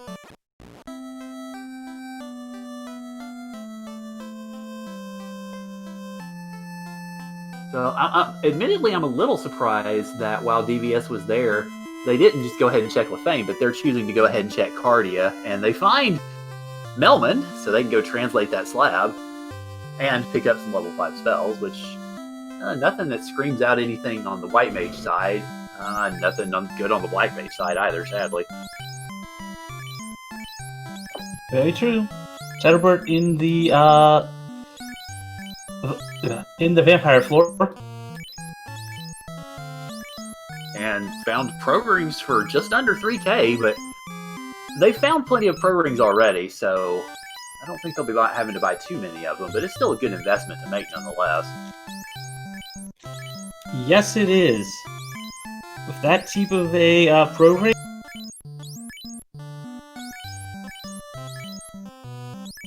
Yeah, go ahead and buy that protection if you because you probably will need it at some point. Very, very true. Alright, so the Cardia solo entrance ends up becoming Crescent Lake, so we can get ourselves another incentive check out of this. So now I expect we probably will see, because I believe we have, well, we don't have much left. Oh. Hi, Warp. Fade and Warp. Fade is at level 6. White magic 3rd slot. And then Warp was at level 6 black magic 3rd slot. Ah, there's your chime. Yep.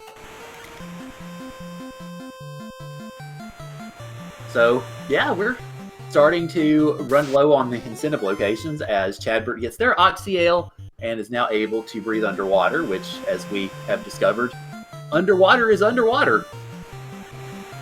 Also, we found the Sky Maze. Does DVS actually go for Warmech? Well, we'll see. Because Warmech is patrolling, so we can see the old robot chicken just running around wherever they want, and DVS chooses not to engage said robot chicken, sadly.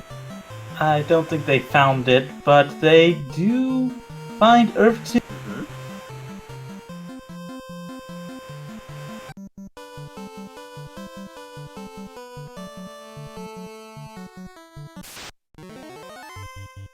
And bats that are trying to block their way. Darn bat.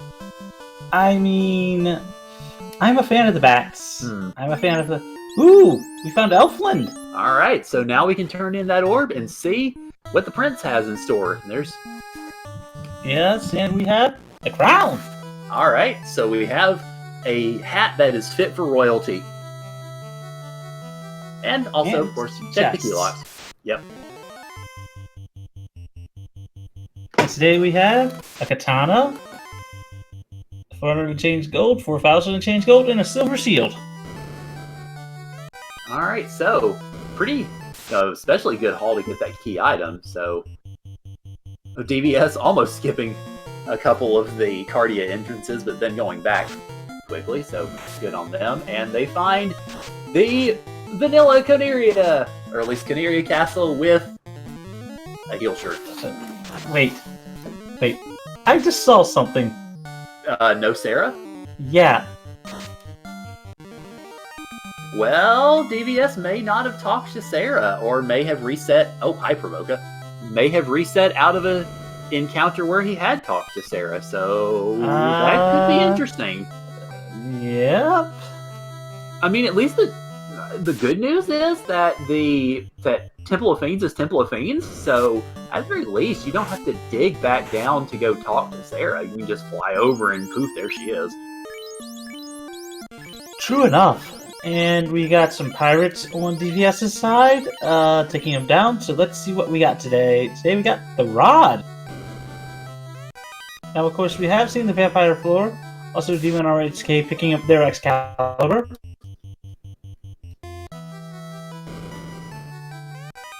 I guess they did find the Lady of the Lake's closet on that one.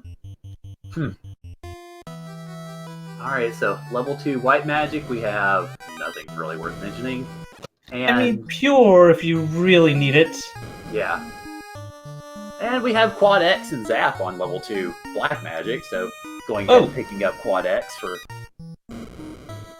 for a quick kill mechanism if you have the HP in the right spot. Wait, Did I just see what I thought I saw on Demon RXK side? Was that the Bane Sword? Yes, yep, that was the Bane Sword. Is this even randomized? There's Sort of. no. That is the vanilla Bane Sword location. Well, alrighty then. I suppose it isn't randomized so much as we all thought. I only know that for remembering seeing the task of this game for vanilla, which basically uses the Bane Sword to basically bane everything. Well, that and F. Coughlin's world record where he managed to get the Bane.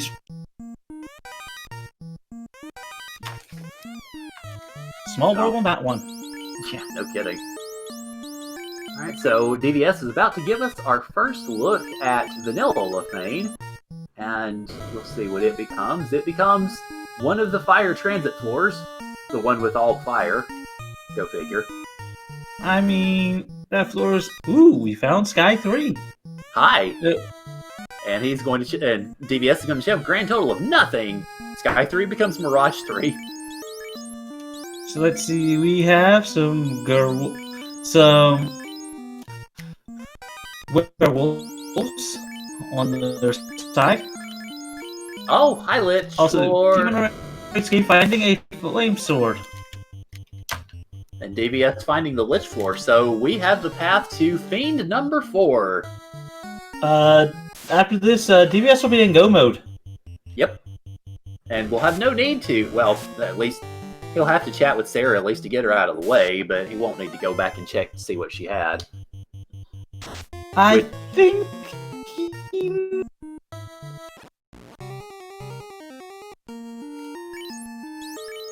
Well, we'll see.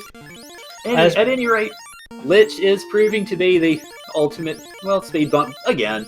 And DVS at 1 hour 29:45 has lit their 4th and final orb, so they can go have some good old-fashioned fun with Chaos, should they so wish. I mean, considering the way the seed is, DVS will either feel, pretty behind or confident that they are ahead. Also, by process of elimination, we know Sarah has to give us the tail. So here's the question, Garat. You know where the tail is. Do you go and promote before stepping through that warp? Well, I mean, given the... we haven't found the... I don't believe we found the dragon armor, but given the good armor that we found for the night so far, I would say I probably would. But then again, I'm also not any of these runners, and they are all better at this than I am, so I generally would, just for safety's sake, as Demon finds that Mass Immune and is obviously going to make room for it. Oh, most definitely. Also, looks like Jennifer is on the carry floor. Or the Kraken floor. Yes, Kraken. Oh! DVS hadn't taken down Garland. Well, takes down Garland in about 2 seconds. Yep. First swing, and opting to not. Must either feel confident or feel that they are very far behind. Well, given that DVS is running with 2 black mages and a white mage, we've got obviously all those lives, we've got all the nuke charges, we've got all the good spells, generally speaking, and you've got a mass immune on Fighter, who then promptly gets rubbed out of existence. I suspect they're pretty confident in what they've got. And it looks like Chatterbird is going to be on their Kraken fight. Release the Kraken! I believe is the meme for this. Yep. Thanks, Liam Neeson. So let's see, we're going for some nuke, and I believe a hit. But ooh, Kraken hits hard. Nuke for 102. Nuke for 252, I believe. 2 hits, could not see the damage. Another nuke coming out, 220 something.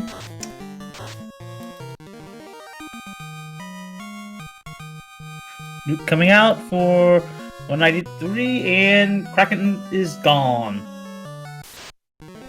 So Chadbert lights their third orb, their water orb, and DVS unfortunately is getting held up at the border for Temple of Fiends Revisited because those bad men have slow and stun, and they are not afraid to abuse it.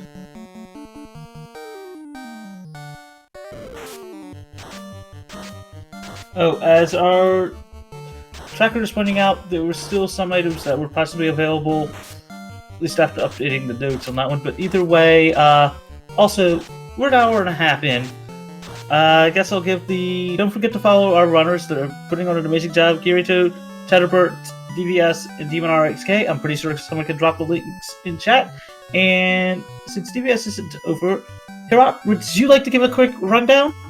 Absolutely. First off, welcome to everybody coming in from Speed Gaming 3. Glad you could join us for our weekly speed gaming race of the Final Fantasy Randomizer.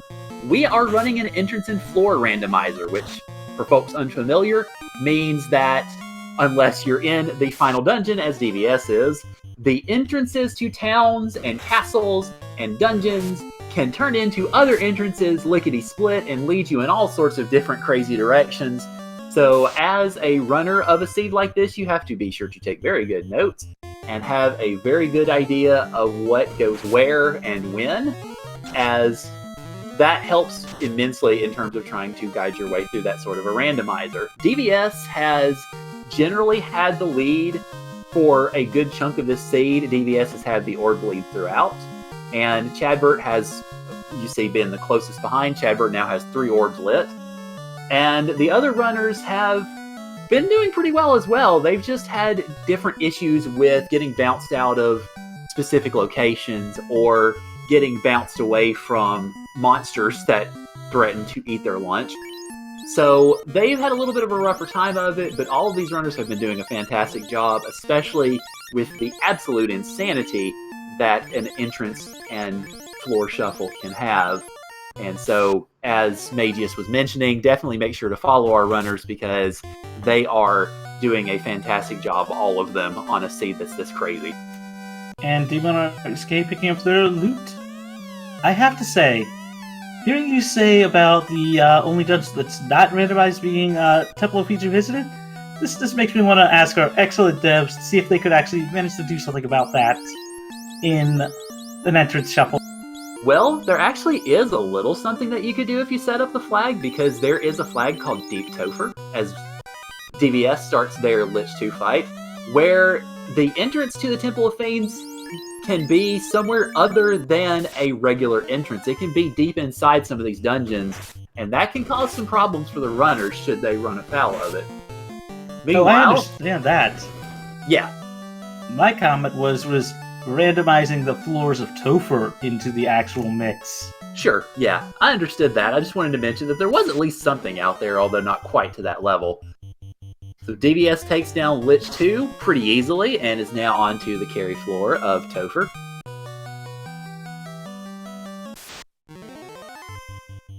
As Chad is pointing out, trying to randomize the floors on Temple of Fiends Revisited and also the Ice Loop is rather tough from a programming perspective, which is understandable, and the great programmers that are responsible for this randomizer have done plenty of work already.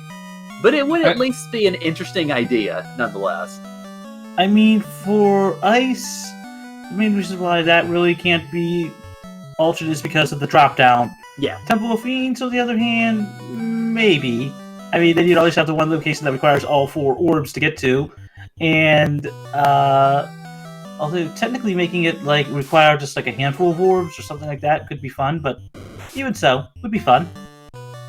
Well, hey, I mean, the programmers behind this are working, as nonstop as they are able to introduce new features and new ideas into the randomizer, and there are plenty of things that can be moved around, so it's definitely quite the undertaking, and we certainly appreciate that from all of them. Yes, we do. As DVS engages in the Carry 2 fight and goes with Fade and Nuke strats on 2 of the mages, fast up the fighter. Carry leads with Fire 3, which does a bit of damage, but not too much, and the fasted fighter then promptly smashes Carry's face in, and thus Carry 2 goes down in a heap. basically running up and going, ah! And just doing a massive slice across there. The DVS is now onto the water floor of the Temple of Fiends Revisited, and unfortunately is getting bodied by the waters, which hit hard no matter how good your levels are or how good your equipment is. So it's like Chatterbird taking down an Agua. Alright, so nice juicy experience to be had. Definitely good if you're able to find those in a grind tile. And there are a few better grinds in this game than the Agamas. Oh, there's definitely Demon Lord escape fighting an eye as well, taking it down in a single shot.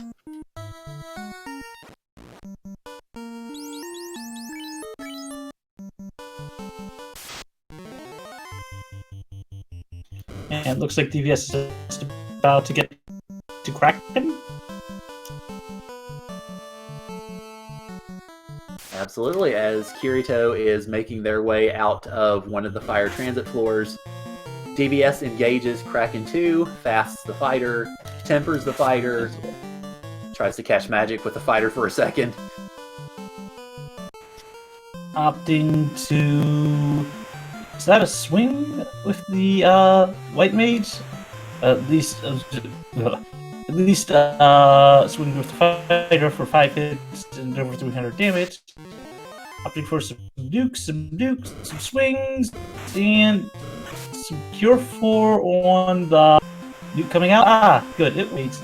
Like it was slot 1 Black Mage. But getting Kraken 2 down. And then very quickly afterward engages Tia 2. So DVS not wasting any time, but Tiamat starts out with a nuke. Oh dear, that hits hard. And DVS mismenuing, fastening up that White Mage. Uh-oh, that might come back to. It looks like it might come back to haunt them because now there are no fast sources, at least in the fight. And 3 coming out. Tia, was that 2 hits, 50 damage? Yeah, it's not a good sword swing, but a very good sword swing as a 4 second hits, try. 414. Unfortunately, the White Mage went down in a heap. But DVS takes down Tia 2. In this case, shove everything on the fighter and hope. That looks like what he's doing, yeah. Or what they're doing, rather, sorry. But then they noped out. Yeah, it's a good call considering you had both of your Black Mages and your White Mage down on the carpet. You can't pick them back up because obviously the fighter is not promoted, so no chance of any of that magic. And DVS opting to, looks like, go back through and I assume engage a grind, because going back to those rock galls, so I guess DVS felt that their levels were not good enough to be able to get through that Tia 2, which is understandable, and considering that Tia 2 bodied them so easily, it's understandable that you would go back for a level grind now, because obviously nobody has got done yet, and so go back, get a couple of levels, get some more charges possibly, certainly get some more health for all of these Light Warriors. And then, as chat points out, that will make it much, much easier.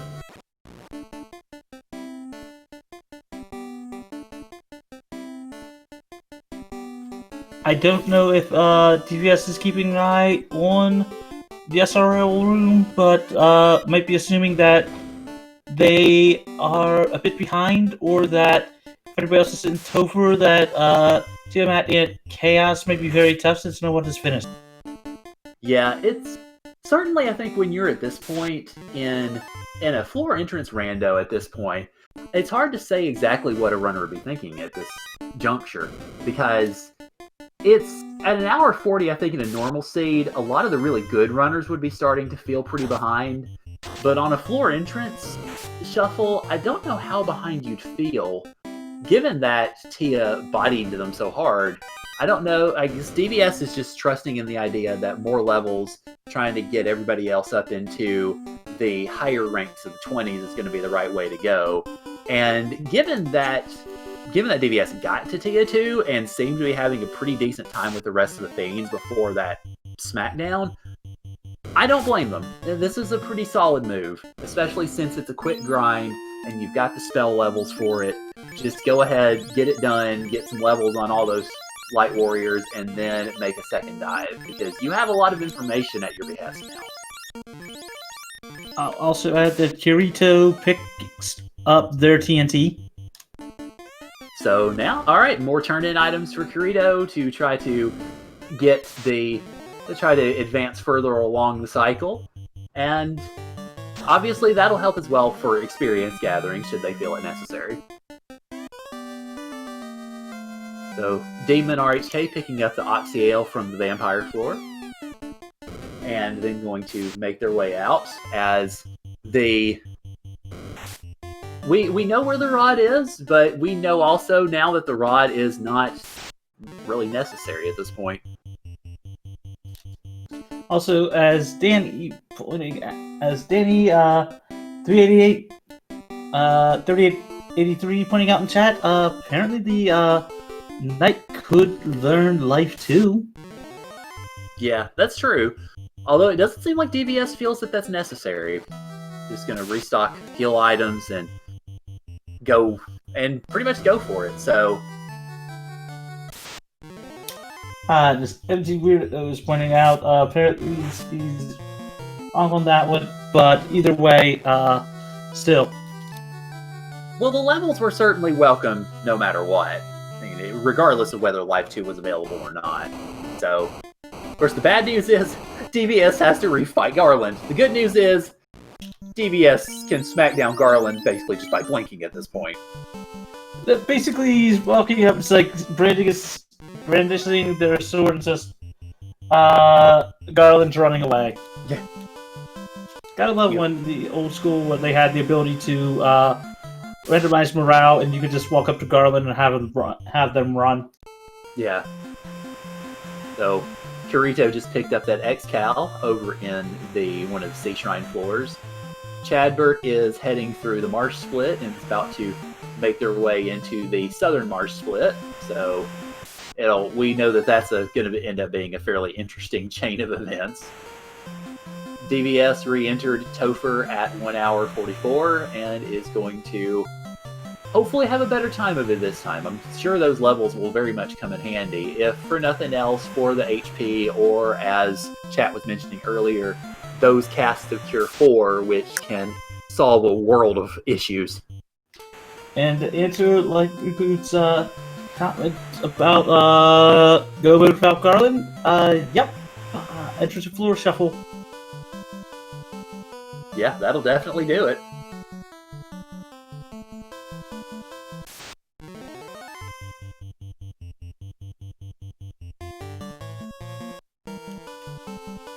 Unfortunately, the bad men are being bad men to DVS yet again, but fortunately, he gets something of a better turn with the nukes and the spellcasting abilities this time, and is able to slough them off without much in the way of trouble.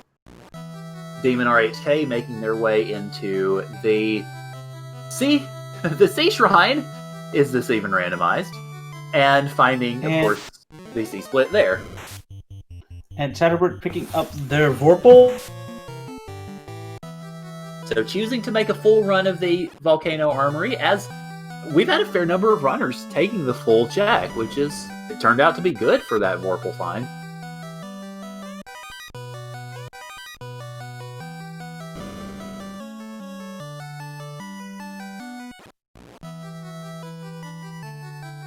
Alright, so DVS re-entering the Lich floor of Temple Fiends Revisited.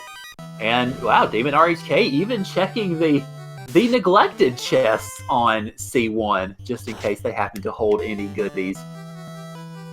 Doesn't look like they're going to, though. First one was money, the second... Oh, well, White Shirt's a good find.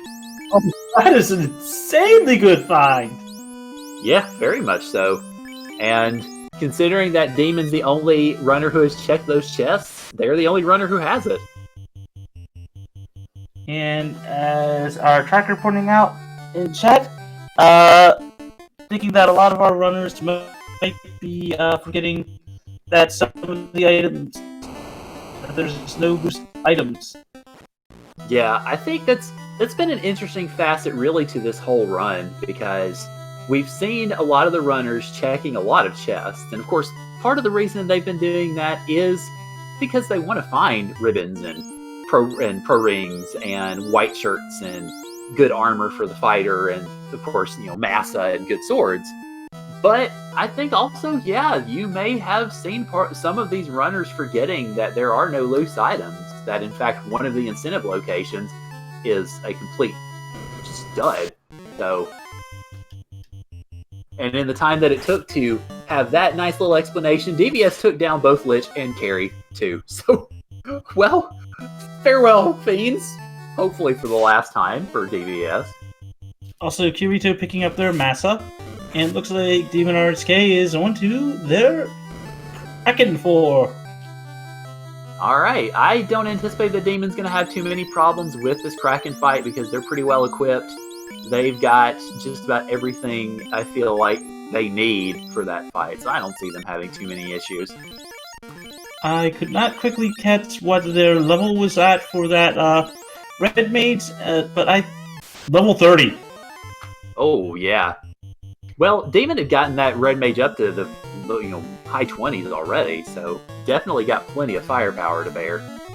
Although I am surprised not just throwing that Massa on that Red Mage. I mean, yes, but 7 hits will do it. Yeah, not much trouble at all with Kraken 1, as DBS re-engages Kraken 2, and is fasting up the fighter, and the fighter swings for 542. We have Nuke from that other Black Mage, and Fade from the White Mage, as the first Black Mage gets sent to the mat very quickly by a very heavy-hitting Kraken. And Demon RHK is on the board, whereas Chatterbert is just about to go and get their floater. Alright, so Demon RHK joins the Orb Hunt. DBS takes down Kraken 2 once again, and is getting healed up to make the rush on Tia 2. So DBS knows now just how hard of a struggle that they at least had previously had against Tia 2. Now has a few more levels to back them up, and hopefully this Tia run will go a little bit better. Alright, so... Here's hoping. Yeah, no kidding. So fasting up the fighter, tempering the fighter, swinging, and using Fade on the White Mage. So definitely going for the big fighter damage, which is understandable, of course, with that mass immune.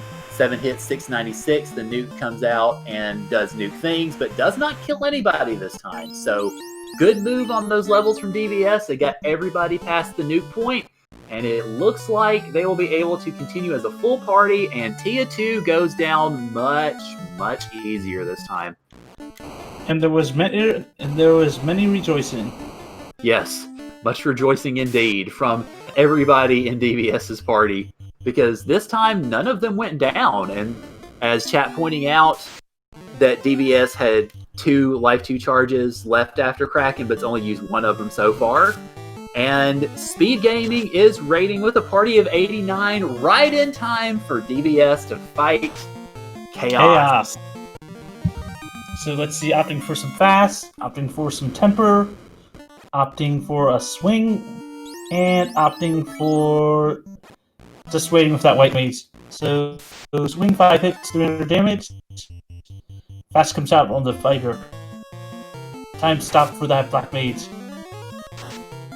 Stop, ineffective for everybody else. Tempering up that fighter, opting to again. So on that one, swinging and waiting with that White Mage. Swing, 10 hits, 509 damage. Stun coming out from Chaos. Nothing. Tempering up that fighter. Another cast of temper. Another cast of temper. And waiting with that White Mage. They're stopping the other Black Mage. Temper coming out. Good turnover, I might add. Swinging with that. In 10 hits, over 1,000 damage, folks.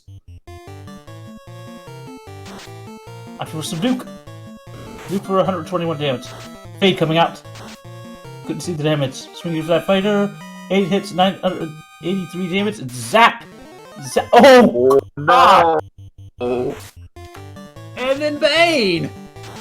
Oh my heavens.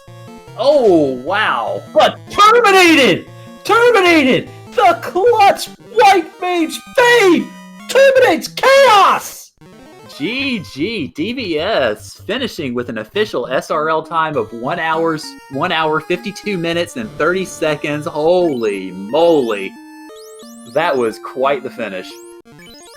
And Blinking and Demon RHK is on Tiamat. I think they've got 3 orbs. This will be the 3rd orb.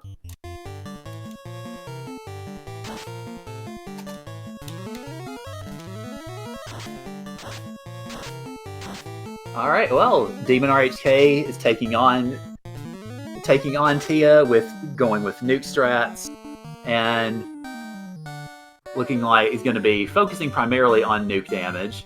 And Sleep coming out looks like it did not take anybody down, which is good for the party. Nukes coming out, I believe 161 on that first one, 192 on the second, and 174 on the third. So pretty decent rolls for Nuke. Not super great, but pretty decent. And Demon RHK continuing to go with that as the best damage that they have available at the moment. So more nukes, 170s. I believe the second was in the 160s, and then 344 on that last one, and Tia goes down. So Demon RHK now lights their second orb according to the tracker, and it looks like we are joined in chat by DBS. GG, DBS. Thank you. Heart's racing. So that was a tense end right there. So gotta ask, no kidding.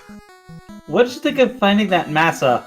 Oh, I still can't believe that I did, because I spent most of the games thinking all right, don't open chests. You don't have to. This isn't a shard hunt. And I was like, you know what? Greater than less than is a condensed area with tons of chests. So I'm just gonna do that one thing going up Mirage. And the fact that there was a massa in there, just A, it blew me away, and B, basically into going down into Topher early and actually giving that a try. And it really paid off in the end. Oh, very much. Worth noting real quick, Chadbert picked up their floater and acknowledged the Hooray Dwarf 3 times, so... Yeah, that floater was so late in this game. Yeah, and the routing in this particular seed was crazy. Oh yes, it was. We were trying to keep track of all of it, and even us being able to see everybody going through, it was pretty maddening at times trying to get everything taken care of, and especially finding out that the Titan's tunnel. I've never seen that before. I have. I know I haven't been in the community for a while, but I've never seen that. That's the first time I'd seen it, and I've only been part of the community for about half a year, so I don't have as much experience as you guys have. But that was, I think it was funny sort of seeing the realization dawn on chat that holy crap, we've got to go through not just Titan's Trove, but we've got to go through both of those stairwells to try to figure out what the heck is going on here. I think I even exited back up. Yeah, sorry, go ahead, Magius. I was going to say, anytime I see that and anytime I've got access, I will check that anytime. I have seen that at least a handful of times, so it's one of the things, once you've seen that, you'll always check it. Yeah, I've seen it, normally it spits me out at double bottom Cardia. So it was kind of a little shock and whoa, where am I? Oh, that's Sarda. And then I felt like every time I reached an incentive location, I was thinking, oh god, this has to be the floater, and it was some other fetch item. I'd look at my spreadsheet of tracking everything and go, I thought this was the last place. Not the last place. To go searching for some small little nook I haven't found yet. Yeah, it was interesting because even our tracker, MG Weirdo, who is the sole tracker for all 4 of you guys, so they've done a fantastic job. Hats off to MG. That must be incredibly hard to track, so thank you very much. Oh, absolutely. But everybody in chat was sort of looking, and we were trying to remember what all items were available and locations were available to try to just figure that out, because, yeah, the floater was so late. And once we realized that we were going to need it to get everything taken care of, then it was pretty much the same thing that you were thinking was, okay, is this the floater? No. Is this the floater? No. Is this the floater? No. And then finally, it's at the top of ordeals. Well, and then after, top of ordeals after going through the teleportation of Titan's Trove. But even when I got the floater, it was, okay, now I have the floater, I gotta go check Gaia, I gotta check Cardia. Do Gaia and Cardia. And even when I got to every, new town, it was like, oh great, there's an incentive item, but that doesn't matter. I need Tia. No, sorry, I need Lich. And so then after Cardia was empty, it was like, okay, where's Lich gonna be? So I had found the rod, and I think Lich was in Lefane, I think. I was thinking, all right, this is the last place I'm gonna check. Then I have to redive rod locked. So it was fortunate to have that early cube. Otherwise, Lich would have been cube locked. And would have been stuck all over again. Yeah. Also, chat pointing out at some point, and I think having a bit of a laugh at it. Go mode, and having all the items and ready to roll through Topher, and then Garland's still sitting there going, dude. Yeah, that was funny. Even when I found Crenaria Castle, I was walking in, I went, oh shoot, I never beat Garland, so I'm not going to get Sarah's item. Hope it's not important. We never saw it.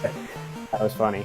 Yeah, we were both talking about that in the commentary. We were just sitting here going, and I think it was pretty much the same thing. We're going, boy, we hope Sarah's item wasn't a big deal, because otherwise DVS is really going to be kicking themselves. Yeah, well, I was thinking the same thing. Yeah. The only thing you proceeded to kick was Chaos's butt after a little bit of roughness from Tia 2. Yeah, that, a little rough. I mean, if the White Mage had survived, Chaos was surprisingly, until that Zap came out, and followed by the Bane. Yeah.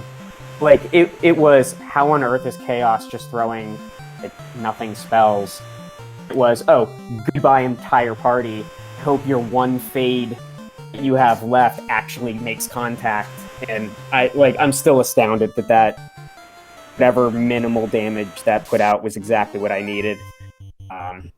Otherwise, I was probably gonna just do a reset and redive if that fade didn't work. Yeah. Well, you made a really good move after that first Topher dive. When you went into that first Topher dive, did you go in it thinking that you could go ahead and pull the whole thing out, or was it primarily an information dive? A little mix of both. Okay. I know that the scaling wasn't incredibly high. So I knew there was a chance that it wouldn't be. I've been playing a lot of co-op seeds. Yeah. Where it's clamped 280 or something like that. Oh boy.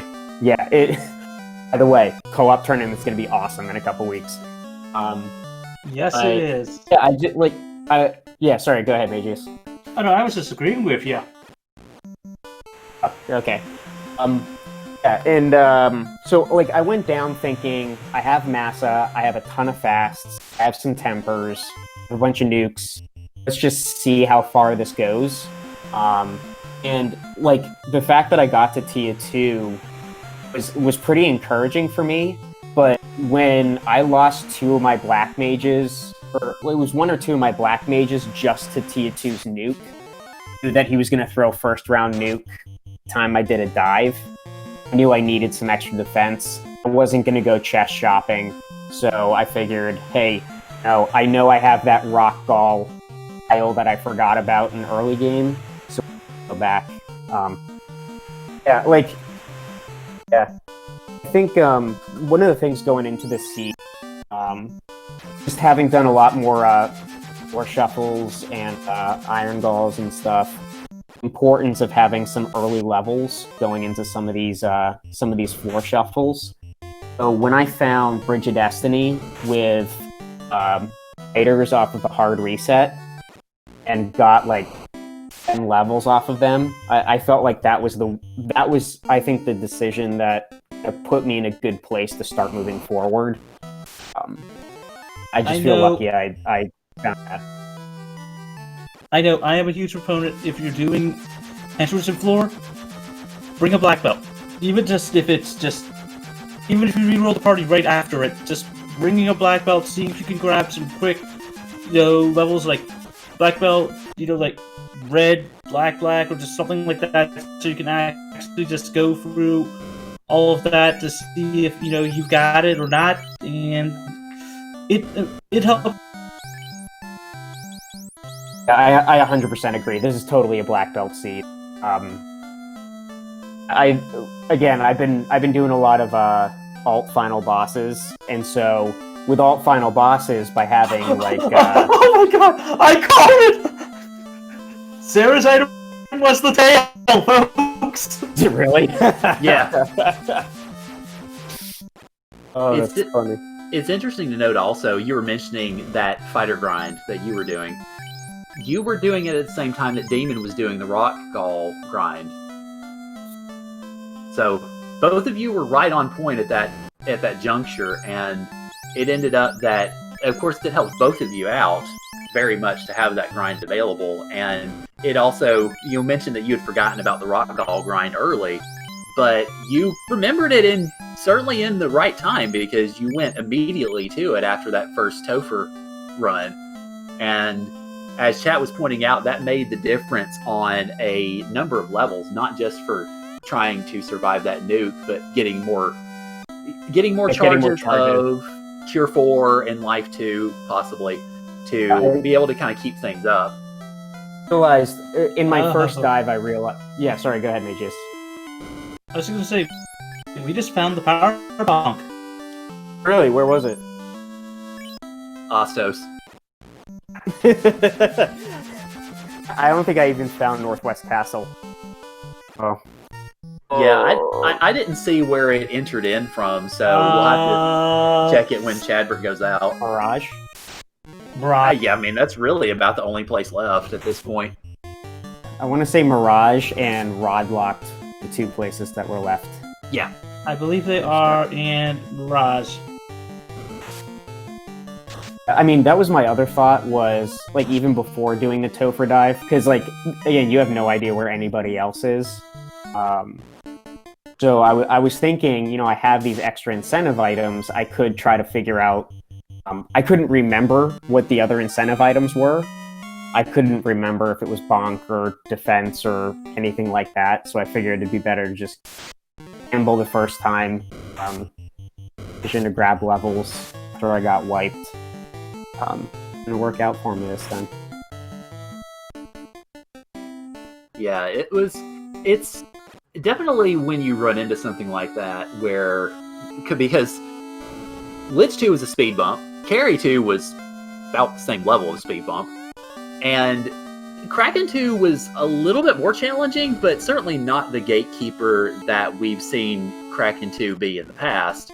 Right. But then, because then as badly as Tia 2 ended up wiping you with that nuke, yeah, it was definitely a good call to go back and get health so that you could at least survive that nuke charge and be able to proceed accordingly. Because what you saw after that first nuke charge was Tia 2 didn't have much else left. It was just that first nuke that was so bad. I mean, it seemed like it was nuke punch. Yeah. And so, like, that's part of why I throw that white mage down at the bottom, so that the fighter can take one or two extra shots before statistically going for the white mage. And like when I went down the first time, I used way too many nukes. I used way too many Cure 4s. So it already set myself in a bad spot. And so that's why when I went down, it was, okay, only use Fire 3s. Don't use any of your Cure 4s. And not to use any Heal 3s. And I think that item management, if I had better item management the first time, I might have been able to survive Tia 2. But yeah, I wasn't going to risk it the second time. Right. So, about that fasting a white mage. Did I do that? Yep. I remember being in one of those fiend fights, going, wait a second, that went on the white mage, and not the fighter. Do you want to know which fiend fight it was? It was Tia 2, wasn't it? Yep. Just before the fighter went down, it got turn order, and then the very next round. Bloop. Yeah. Oh, that's funny. That was definitely one of those moments of that. I just see what I think I saw. Yeah, we've all had that. Note also, Kurito picked up their crystal from Titan's Trove, and Chadbert has lit their 4th orb, so they will be the next one into Topher, most likely. Yeah, it's off to because I know a number of these guys are new to the community too. This was this was not an easy seed by any means. Oh no! Oh, not at all. And I Go ahead. I was just gonna. I had mentioned in the commentary a little bit before. I've only done, I think, one of these floor entrance shuffles, and I've commentated on 1 or 2 others of the Iron Goals. I have no idea, outside of taking really good notes, how in the world people manage to keep it straight, because I think my brain would turn into a giant pile of mush very shortly after starting something like this if I didn't have good notes to take. Welcome to what my brain is like after this. Hey, I don't use a tracker, but I got a decent memory, so... Really? Yeah. Which is why I would be basically so said...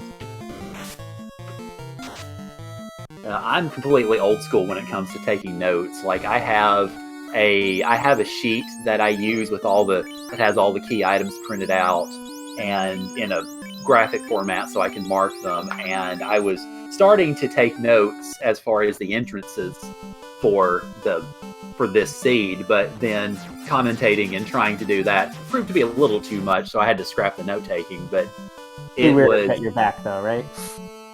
Oh yeah. I mean, I was gonna say that's why we had MG Weirdo around. They were keeping us straight. Fortunately,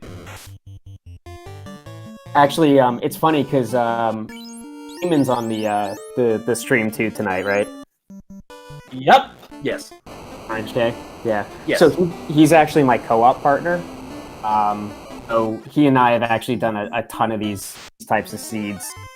And we actually been using Google spreadsheets to keep everything tidy and in order, and trying to keep track of everything.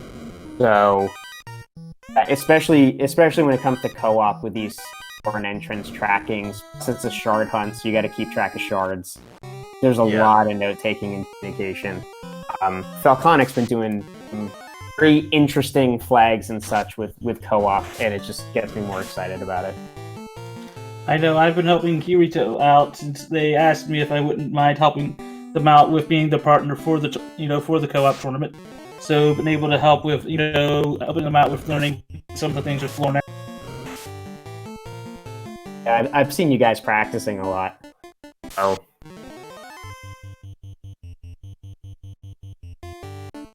All right, so Chadbert is our second entrant into Temple of Fiends Revisited at 2 hours 10 minutes. And it looks like Demon RHK is about to confront Lich and get that 4th orb lit, so Demon will be not very far behind in regards to trying to assault the final dungeon. Yep, we've got a race in our hands between these two. Now, I have to say, DVS, here's something, I want your thoughts on this. So, Demon RHK had all but the red maids, down. The red mates ended up getting over level 30 early, like around level 30 early on, but has persisted to have that massa on their fighter. Your thoughts on that? That's on the fighter instead of the red mage? The red mage has the more levels? Yeah. It for me would depend on what secondary swords I have, because I've been known to throw my mass on my white mage and go with like a sun sword or an ice sword on my fighter to get some more physical damage out there. So I don't know what I don't know. As you're saying, the red mage having higher levels, it would depend on how much strength they're putting out, how much attack power they have, on their stat scaling. And I don't know the stats nearly well enough. So those moments you'd probably see me sitting there looking at, like, actually going into the stat menus, both of those characters, trying to figure out what the most optimal option is. Very, very true. Yeah, we do know, as you mentioned with the other swords, we do know where the X-Cal was. It was in one of the, I believe it's one of the sea floors. It was a pretty out-of-the-way location, so not a lot of runners got it. It was in the floor, TFC floor, I believe. TFC. Yeah, I believe it was, yeah. And then we also saw the Vorpal in the Volcano Armory in one of the more distant chests in the Volcano Armory. So there were some pretty decent swords to be had outside of the Masamune. I mean, for me going into it, it was an active decision of this is an orb hunt. This is not a shard hunt or a chest hunt. So, been looking like you saw me tracking more what's in each item shop and what's in each armor shop specifically, looking for gold bracelets and silver bracelets as opposed to opening chests. It's been a strategy that's worked out pretty well. Yeah. Well, I was going to say, I admit I've been a little surprised that, given that it was an orb hunt and not, like you said, not a shard hunt, and that there were no loose items, there have been a lot of chests checked, which, of course, obviously yields some really good stuff. Between the runners, we've seen all 3 ribbons. We've seen good armor for the fighter. Of course, we saw all those swords as well. But admittedly, people have been opening more chests than I kind of expected them to. Especially for... Go ahead. Okay. As a new runner, it's definitely one of those, you see a chest and it usually gives you money or an item that's going to help you. Mm-hmm. You have to actively turn that off. Yeah. I can definitely speak to that myself as a relatively newer runner. So we have both Chadbert and Demon RHK in Temple of Fiends Revisited, and they entered about 3 minutes apart. So it's gonna be a good race for second place in this seed.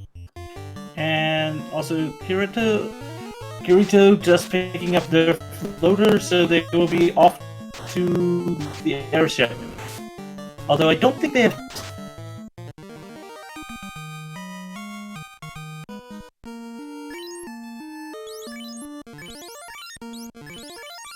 Alright, so it looks like Demon RHK is healing up, presumably getting ready for the carry fight. And Chadbert is making their way toward Kraken 2. So it looks like the 3 minutes apart that they're still probably about 3 minutes apart, I would suspect, because Demon RHK is on the carry floor and Chadbert is about to finish the Kraken floor. So not too distant.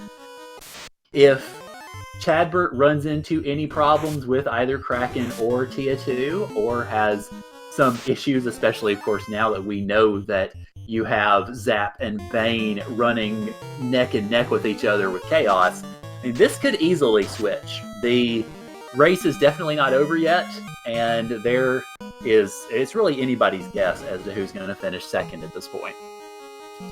That is very, very true.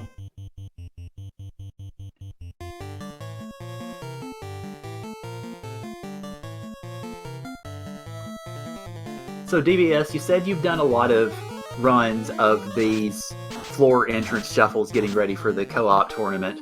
How do you feel that this, like, if you were to place this on a scale of 1 to 10, or to kind of compare it to some of the other floor entrance randos that you've done recently, how would you kind of rate this in terms of, I guess, maximum saltiness or challenge?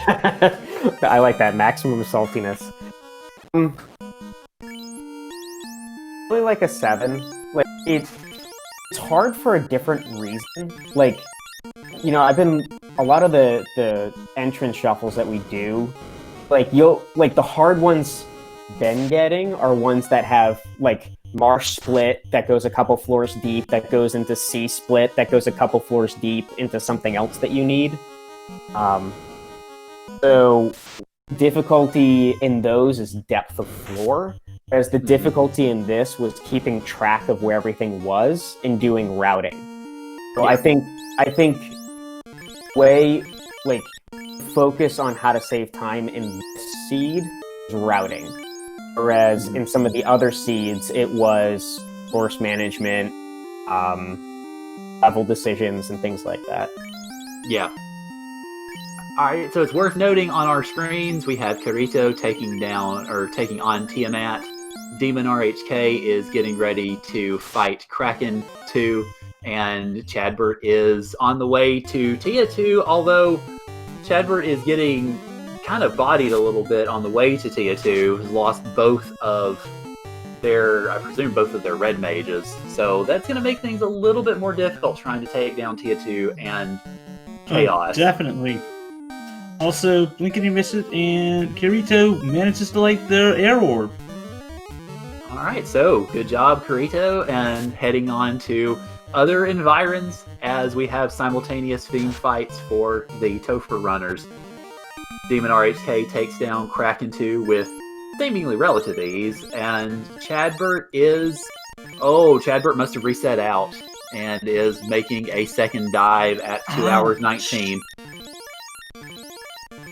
Well, that is a huge ouch. Yeah, I think getting hit so hard, I believe it was those zombie Ds that took down the red mages on Chadbert's side, so that was definitely an unfortunate issue.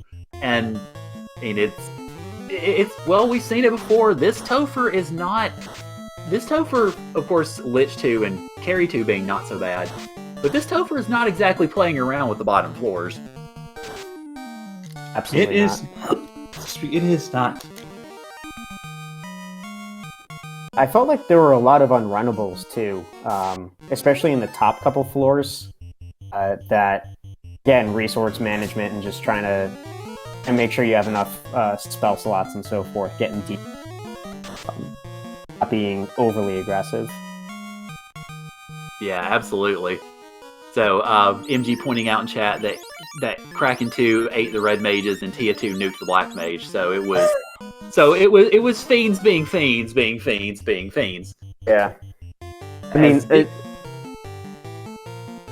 no, go ahead. I was just about to narrate the Tia fight as Nuke take down Demon's second black mage. Oh. Yeah, that's like this is part of why I've defaulted to having a white mage. You get life locked or invis locked many times, and you wind up in that spot where deep into Topher, you just don't have the resources to keep going. Yeah, I think you were the only one of the runners who took a white mage, because you had, I think Demon took fighter red 2 blacks, and Chadbert took fighter 2 reds and a black, and then Kirito took, I believe, fighter thief and 2 reds. And 2 reds, okay. So yeah, you were the only one that had a white mage, and it worked out really well for those lives. Yeah, that's part of why I always bring one. And I throw this back to Magius. He pointed out that this is definitely a black belt seed, especially for a vanilla Topher.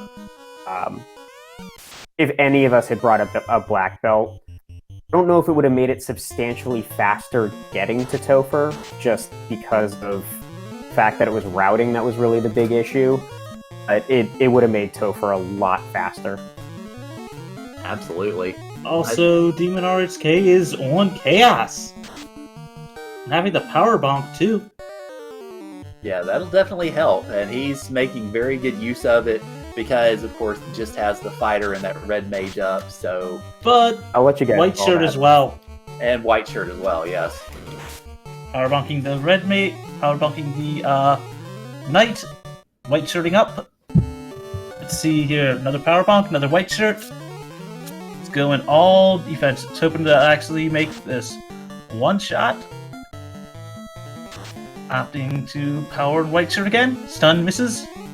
White shirt coming out again. So opting to finally swing, and a 10 hits, 1,522 damage, folks! Another swing, and a nuke. Nuke coming out for 101 damage. 10 hits. I could not see the hit on that one, but I'm pretty sure Chaos will be going down in the next hit, folks. We have 9 hits, 1,229 damage. And get your GGs in chat for Demon RHK, who has finished in second place with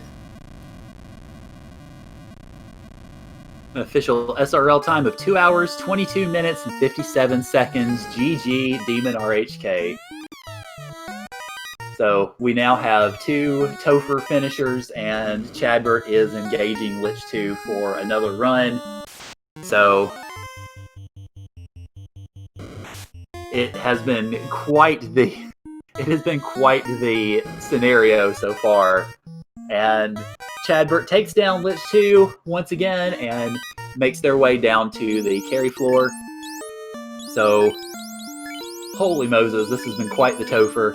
It's definitely been a scintillating finish to what has been a very entertaining entrance and floor shuffle randomizer to this point. I'll add that Kirito found the defense sword. Ah! It was in the top part of Sky 3. Yeah, I think Kirito might be the only runner who's really checked the Sky 3 chests. I think everybody else just kind of zipped right through. So that defense sword will definitely help, particularly help the fighter. Most definitely. I know they are still a little new, so opting to, especially with a floor and entrance shuffle being a little harder, just checking out, making sure that, they know what they can find.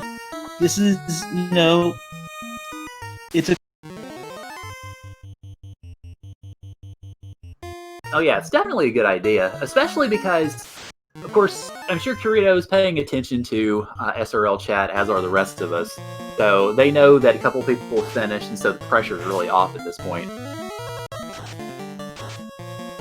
So it's a pretty big affair to finish one of these. Also, DBS stepped out of the chat. Thank you, DBS, for the interview. And Demon RHK should be joining us up here in chat momentarily. Yep. In the booth.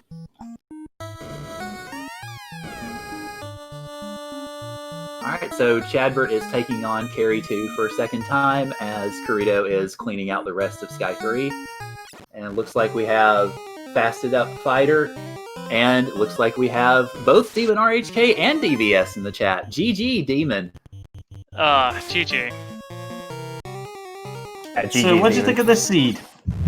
I learned something new every day. I wasn't even aware that could happen with Titan's Tunnel on floor and entrance.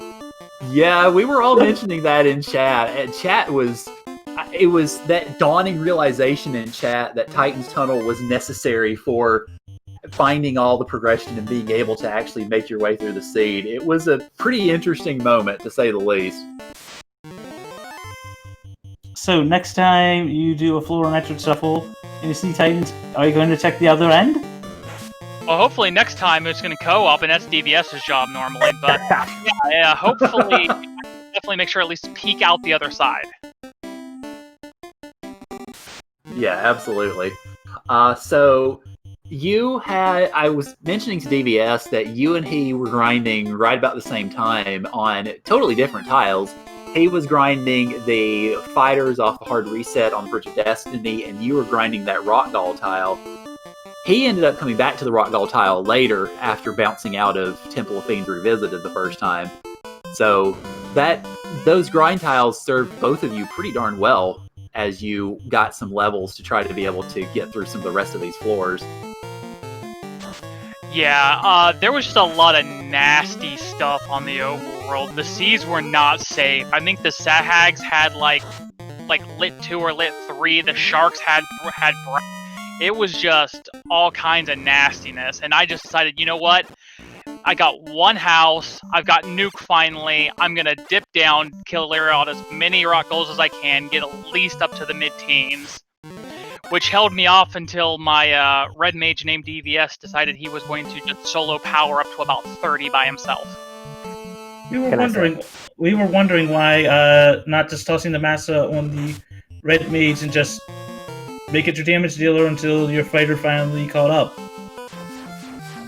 Well, by the time I found the massa, it wasn't as much of a scenario. The fighter was already 22. He gets the extra hit at 24. I mean, maybe the red mage gets one hit.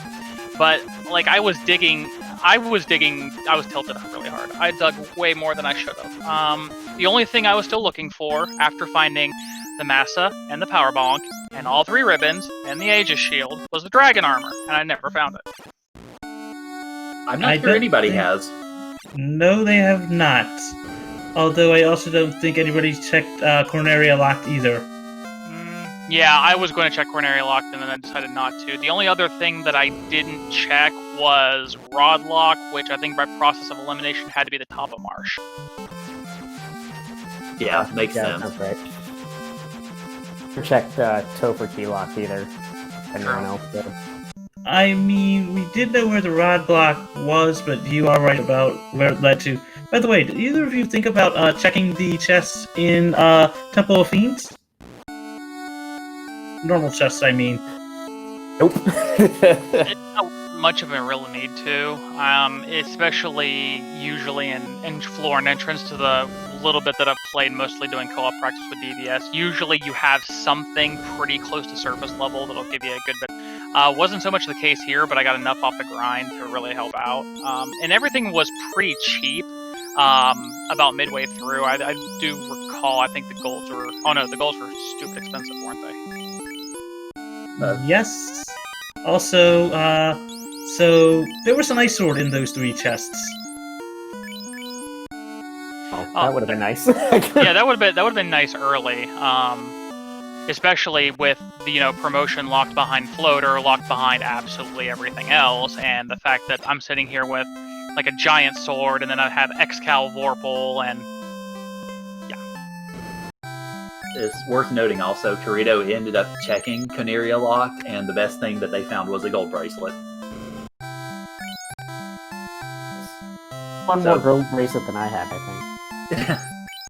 And Chadbert has made their way down to the Chaos floor, so it looks like they're going to engage after, they're doing some inventory, some equipment shuffling, and other such things, so they will be ready to take on Chaos in just a moment. As Kirito knocks down the speed bump that was Lich and has the Earth Orb lit, so they're just working on getting a few final things taken care of, picking up some spells, and they found Provoca, so now they're gonna take down some pirates. I mean, for one of our newer runners, this could be a little hard, but they are rolling with the punches. That is one thing I have to say. Oh yeah. Definitely. I mean, Perseverance definitely has its own rewards. Alright, so Chadbert takes on Chaos and starts out fasting the fighter, and then it looks like, alright, so I think fasting the fighter is going to be... trying to Sabering! Yeah, looks like. And also fasting that red mage at the bottom as well, so... And Power Bonk on the fighter, Saber on the red mage, red wizard.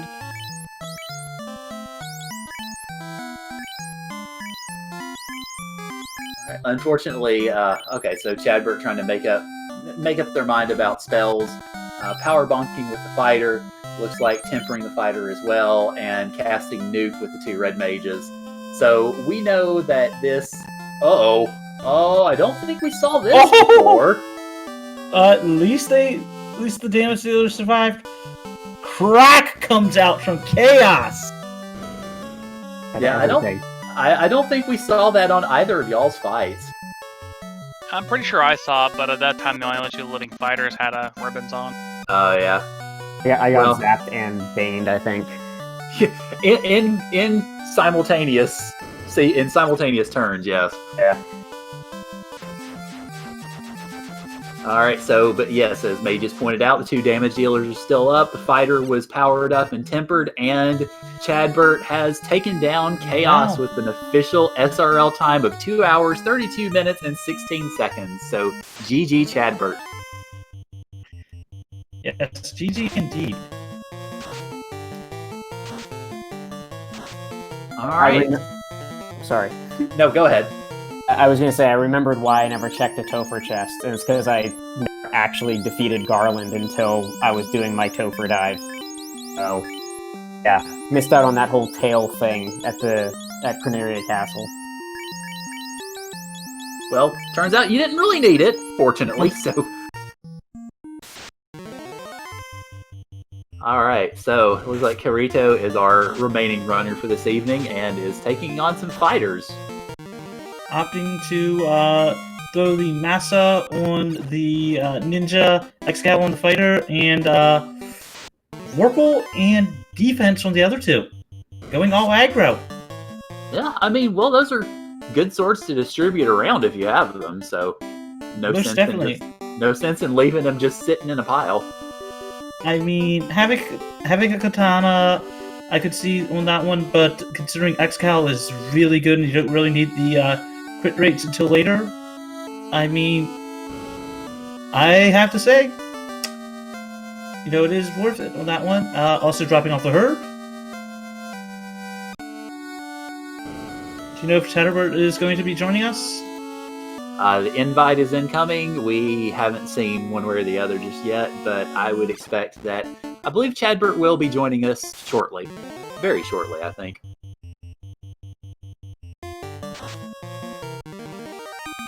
Alright, so as you mentioned earlier, Kirito is persevering, kind of trying to push through.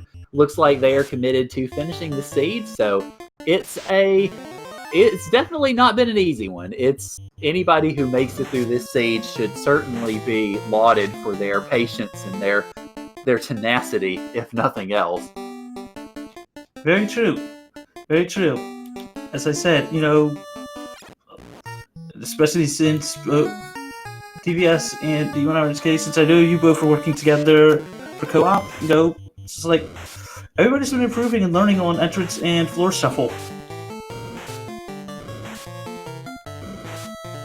Yeah, as far as the actual way the seed played out, I was happy that I really, unless I was forced to, I didn't leave a ton of real orphan locations, like I think Waterfall and Ordeals, because just the floors were a little nasty when I was down to 1 light warrior at the time, was the only 2 places I kind of had to leave off, and then I lost to Marsh Split at Dwarf, which I forgot I hadn't checked the bottom of.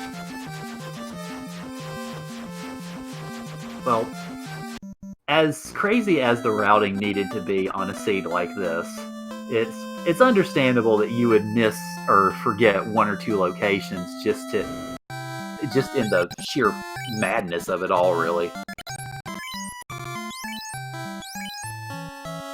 It looks like Kirito is doing some shopping and selling a few items that they feel they don't need any longer, just to make some inventory space, make it a little easier to manage if they happen to find other things. Yep. Finding Fade at level 6 for their red mages, I believe. Yeah, and fortunately, the red mages can indeed learn it, so...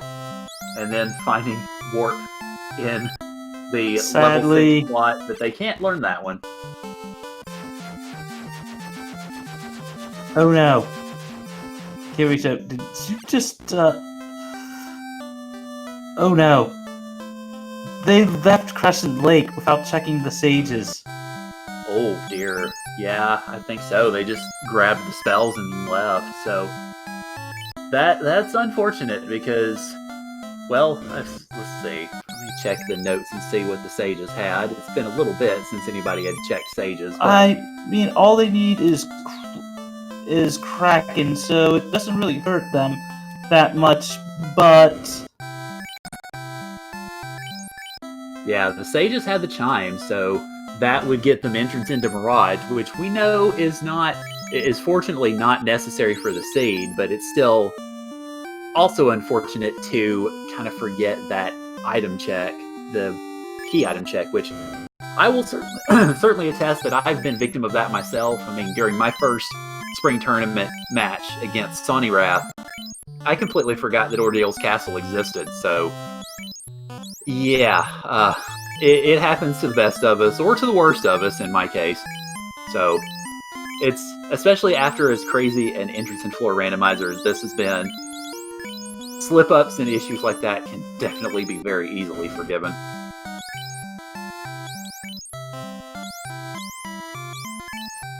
So, Karat? Yes. Kirito sold the Aegis Shield. Having a night. Well, as you mentioned, Kirito is one of the newer runners among us, and they were mentioning in the chat before the race, that it'd been a while since they'd run any of the seeds. So I think it just boils down to, if you've been away from this for a while, it's easy to forget a lot of things. It's easy to leave some behind and to get sort of sidetracked, or to... Oh, very true.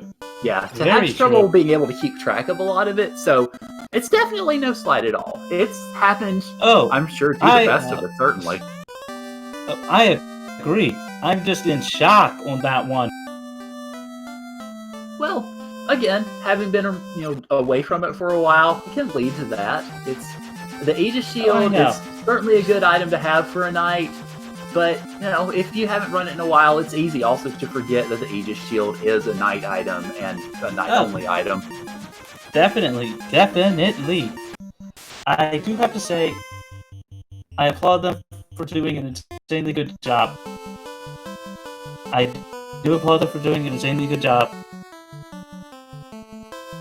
Oh yes, absolutely. And Kirito is heading over to Ordeals, which, of course, we know had the adamant which led to the floater, but they may have forgotten that, because, or at least the vanilla Ordeals, or Vanilla the Ordeals Ordeals that they found.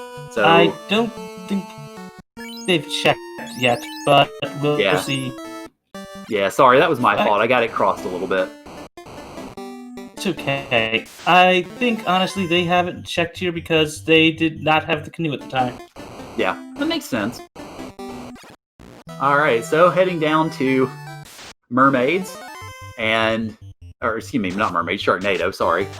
And we'll see if they'll get the treasure chest, or if they'll just continue on from there, and it looks like they are just going to be heading straight for the stairs, which is understandable. Yeah. Actually, I think they've been here before. They just had to dive out the rod block. Well, we'll at least get to see what was there. Yeah. Yeah, there's not a lot of suspects left as far as the areas that we've not yet explored, but it'd still be nice to see anyway. Just to get a full grasp of what all this seed has done to everyone. Oh, very true. Very, very true.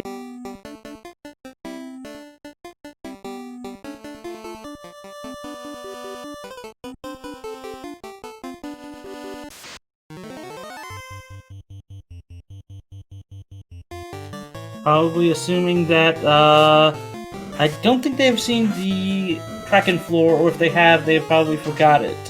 But assuming that it's probably here.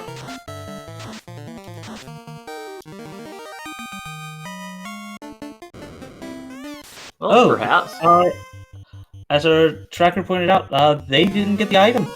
Yeah, and we're seeing Kirito flame the vampire to death, and so now they pick up their Oxyale, and so they have access to what we know to actually be the seafloor. Yep. And checking here, just in case we have another Earth floor.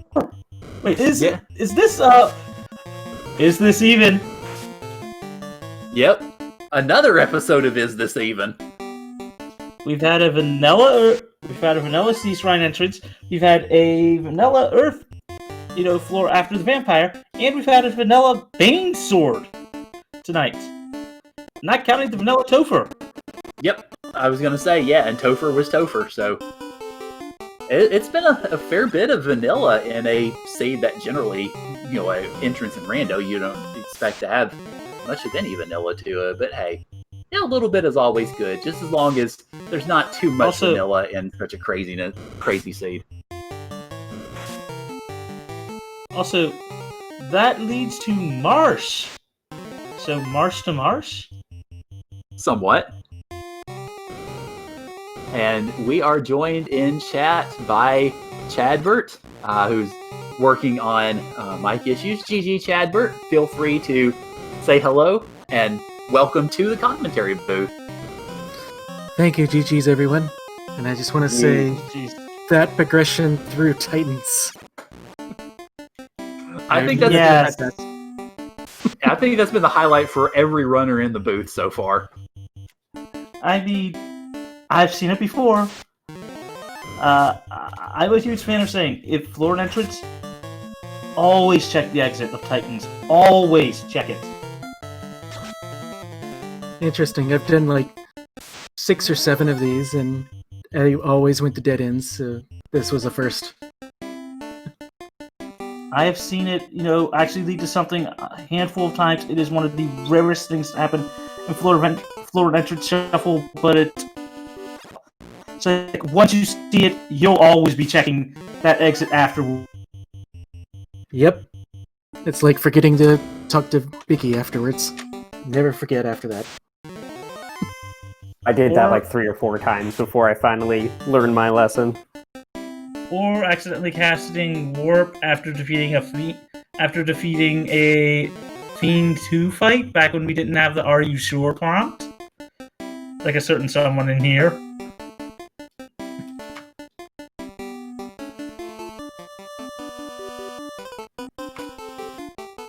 Well, I was going to say, I know it's not me. I haven't pulled off that crazy trick yet, but I'm sure I will at some point. Oh no, I was talking to myself. I've done that in a tournament match. Oh dear. It's like, yeah, this was back when they didn't have that little prompt. And I accidentally did it again, and then basically promptly screamed bloody murder, and then basically almost forfeited. Oh, yeah. That's definitely a rough bit to have there. So, Kirito made their way through the rod-locked area and is now making their way out.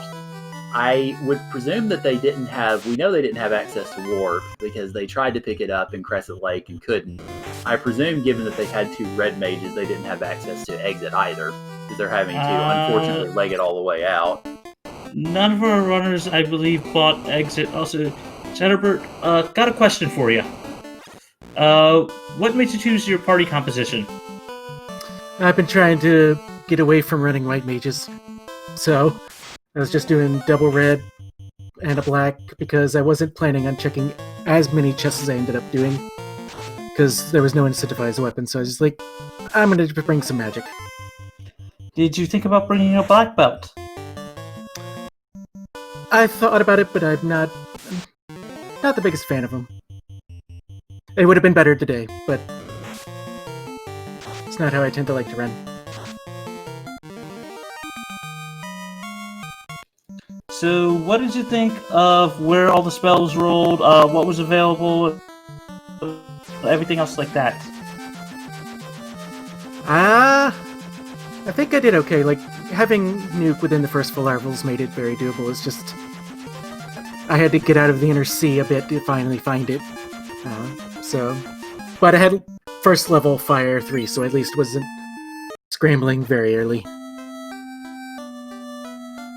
Yeah, I think out of the party, or out of the 4 of you, DBS was the only one who took a white mage, and it ended up that both Life and Life 2 were white mage locked, so that would have been the biggest benefit as far as carrying a white mage was concerned, including eventually having Fade. But yeah, for the most part, everybody else went the same route of red mage, black mage. I also picked up Exit in Elfland. Yes. So, yeah, that, like, I was just watching Kirito walking back out of Rod Locked, and it hit me that was just another nice plus of having a white mage with me. So yeah, the life spell was actually promotion locked for Red Mage. I was able to pick it up right before going to Topher. All right. Well, I feel like those, like, as much as it takes extra time to fly around and grab all that stuff, I feel like it's a smart move to just be able to stay alive through one of those dives. Very, very true. Very, very true. And Yeah, I was just gonna say that. Yeah, I took a small grind in Topher to make sure I made it through Kraken. Sorry. it's okay. Also, Kirito is on the Kraken floor. All right, so we're gonna see a final orb lit, and Kirito will be able to make their way into Temple of Fiends as well.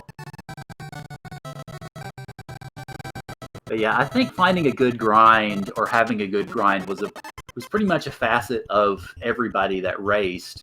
I was mentioning earlier that DBS and Demon were both doing a grind at the same time, but two different grinds.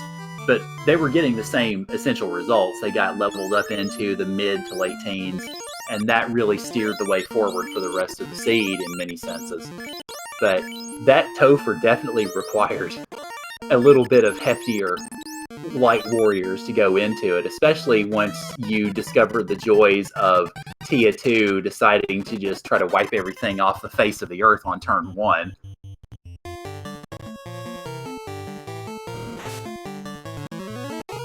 And Kirito is into their Kraken fight, getting hit a lot by that bottom red wizard, fasting out both the knight and fasting out the ninja.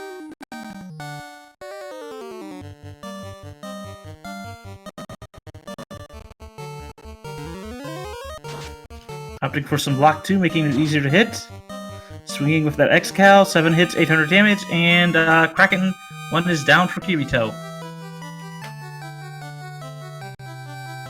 So now Kirito has all 4 orbs lit and can now make their way to Temple Fiends Revisited, and we'll see how they are able to manage Topher, given what we've seen already from the other 3 runners tonight. It's been definitely an interesting one, and hopefully Kirito has the levels to be able to survive the joy that is, well, really both Kraken and Tia 2.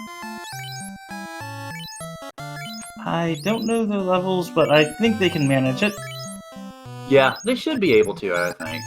We'll obviously get a little bit of a better idea once Topher is entered, but of course making a good move to go ahead and restock on all of those heal pots, because you never know when you're going to need you never know when you're going to need all the healing that you can get, especially with the red mages maybe not having access to as much in the way of healing as the white mages that we saw on DBS's side. I also don't think they have temper. Oh, that could be a little problematic. It's obviously fast will help, but yeah, not having temper could be a real issue if they need to get more damage going. Trying to get Life 2 for the knight, but finding that it unfortunately is a slot where the knight cannot learn it. It's definitely a good look, certainly, to try to make sure that it's doable, because Life 2 on that knight could also, had it been available, could make a big difference in a Topher run, especially seeing what we've seen from the Fiends. Very, very true. And just about to hit the Topher at the 2-hour, 51-minute mark. Alright, so Kirito is making their dive, running up against the metal slimes, and is going to go ahead and take them on. So maybe not feeling quite as good about levels as one would expect going into Topher. Good news is, though, slimes are a good XP grind, so... Oh, they are. They are. Alright, so I suspect we'll get a pretty good opportunity to see what levels that Kirito is at once this battle's over with. And so got a level 24 on... Yeah, so probably around mid-20s for their party members, which has been about the level that we've seen most of the runners enter into Topher, with the exception of Demon RHK's Super Saiyan Red Mage. I mean...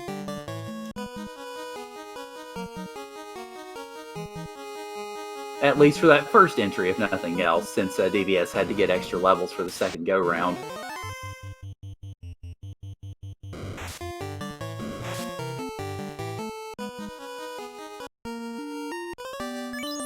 Wait, we never saw the dragon armor, right? Correct.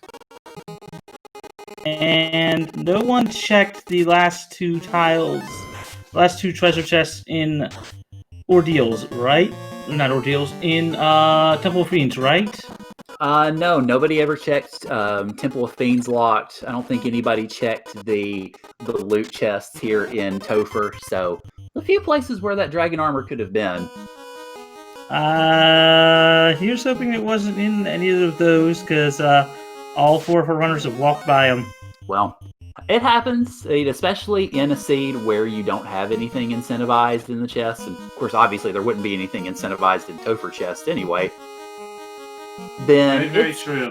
Yeah, I mean, it's understandable that you'd see runners skipping those, especially because for the most part, the Temple of Fiends chests, the Keylock chests, they generally don't pay out all that well, and are a fairly good time investment. Fairly good for a chest check at least. Very, very true. I know Kirito is still remembering all of Temple of Fiends, so is probably pulling up a map to help them out with this, opting to respect Lich. Alright, so we have the Lich 2 fight with, it looks like, swings All from aggro. virtually everybody, yes. And Lich 2 goes down like the speed bump it is. Yep.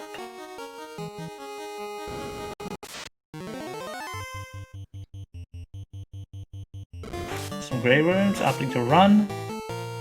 Yeah, good call. And that's, of course, Kirito being the only of the runners to take a thief, the ability to run away from at least the encounters that are runnable, anyway, as we get unrunnable fires here. So being able to run away from the encounters that are runnable definitely would be something of a benefit. It's obviously up to the individual runner as to whether that's worth the benefit or worth the trade-off of perhaps not having another mage with that firepower, or not having perhaps however they choose to comport their parties. Very true. We're at carry 2. Swing, going all aggro. So swing, 5 hits, couldn't see the damage. 3 hits, 71 damage. 3 hits, 72 damage. 4 hits, 90 some damage. And using that heal staff strat. I mean, I think it's heal 1, but takes down carry. Yeah. I mean, every little bit that you can heal that you don't have to go into a menu and spam heal pots is saving a little bit of time. I mean, I have seen in the practice seed, I've seen in the practicing the for the co-op tournament, I've seen a heal 3 axe. Yeah. So It's I was like- gonna say. So in that case, then in the co-op tournament, I assumed the spell items are shuffled around. I believe so. Yeah, if you're talking about a And- heal 3 axe, then definitely. Yep. And I only know that because I ran that because I practiced that earlier in the day. But yeah, you get something like that. You just, if you're trying to run away from an enemy, run away, and heal 3. Sure. Yeah, why not? I mean, it definitely makes sense to try to conserve resources and conserve a little bit of time. Plus, also, when you're trying to run away and depending on turn order, getting that free heal off is very good. Yeah. Alright, so Kirito getting healed up before engaging in Kraken 2. And we know from having seen the other runners that Kraken 2 can do some gatekeeping. We'll see if they choose to. It looks like they are invoking fast strats this time, so definitely respecting Kraken for the potential gatekeeper that Kraken 2 can be. So 7 hits, 7 258 hits. off the ninja, and then 7 hits, around 300 some damage on the fighter. Tornado comes out. And fortunately doesn't take anybody down, which is good to see. So it looks like... Yeah, it looks like the red mage is going for fog too, I believe I saw. Yep. And Nuke coming out for 178. Swing, 7 hits, 312 damage. Oh, wow. After we push the full aggro, 6 hits, 325 damage, and Rakan 2 goes down. Unfortunately, so too went that ninja. So we'll see if Kirito is able to adjust strategy accordingly. Also remembering to move the Massa over, I hope. Right. Yeah, that would be definitely part of that adjustment, hopefully.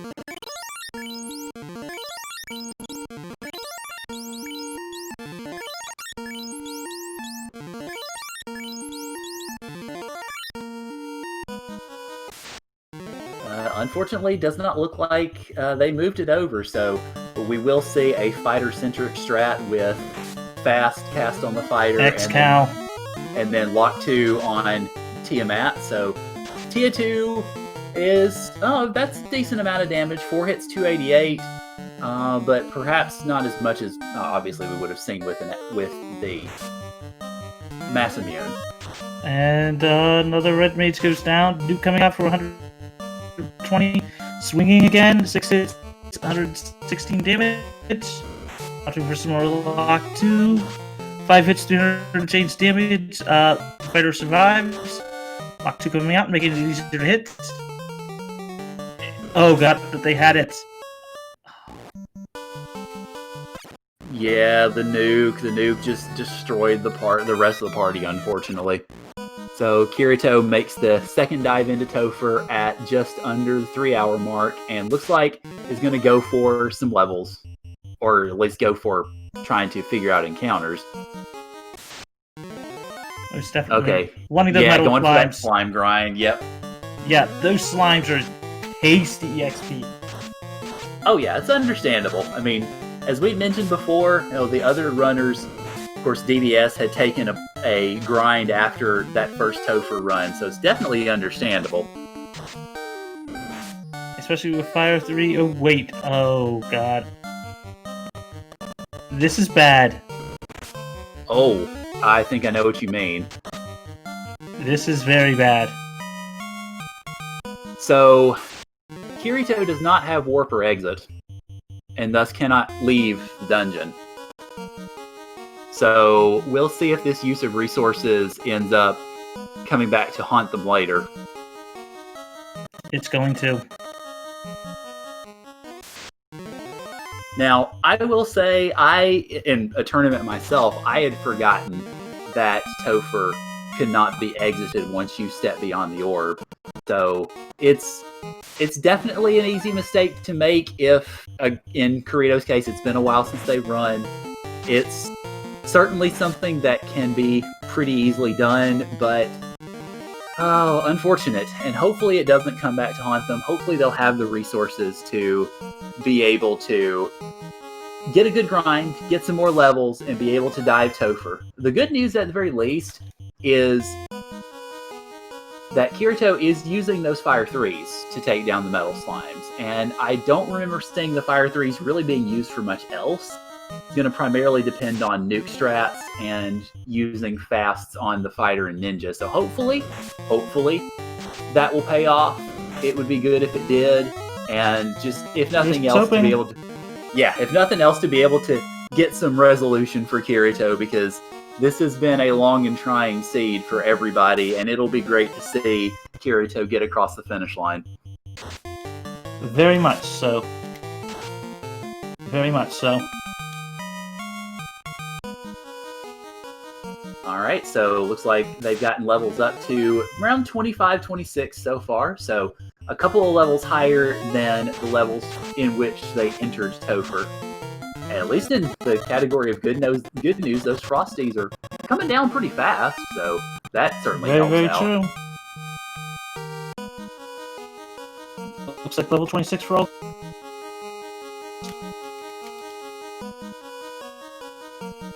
And the chat is sort of debating between the trade-off between DPS or full offense and trying to go more defensive strat.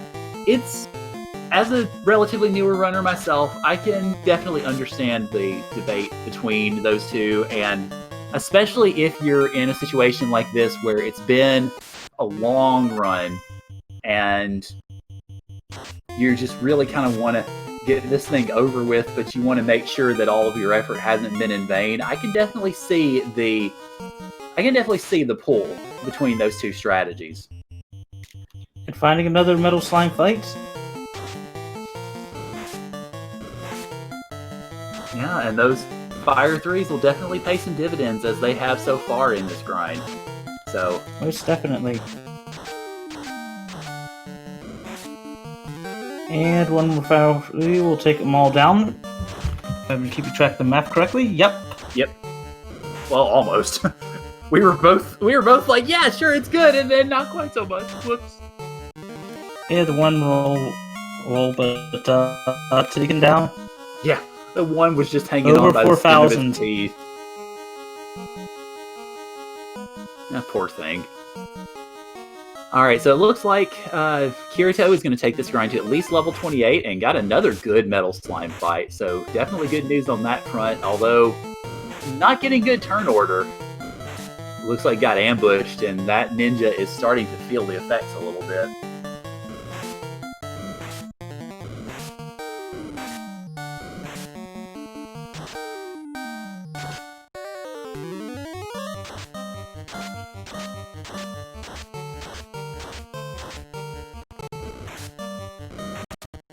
And DBS mentioning in chat having to learn that lesson the hard way. Yeah, I have a feeling it's a lesson that everybody has to learn the hard way at some point. It's very rough, and I know, just kind of coming from that experience myself, it's sort of the worst feeling when you get into a situation where your resources are low and you have to try to just kind of eke things out, as Kirito is having to do with using. Obviously, heal staff strats are great because that saves from heal pots that you have to use. But it's tough watching. Yeah, it's tough watching a grind like this, and just kind of trying to see the runner hang on and be able to push through and finish this out. So here's hoping that it works out for Kirito. I know everybody in chat's definitely cheering for them. Yep, we all are. Everybody give them your energy. Give them your energy. Oh, yes. And I can definitely speak from experience also as far as a long grind or a long seed is concerned, because I was the one in spring tournament that had that 4-hour seed. So it was a rough one. Now, admittedly, part of the reason it was 4 hours was because I was a dunce and my routing wasn't great. But it was rough on both of us. The other runner that I was going against had to surrender the seat after 3 hours because they had life commitments. And I ended up finishing it out, but it was another extra hour of slog to just try to get through it. So I can definitely sympathize with what Kirito is going through right now. So keep on going, Kirito. We're all cheering for you. Most definitely.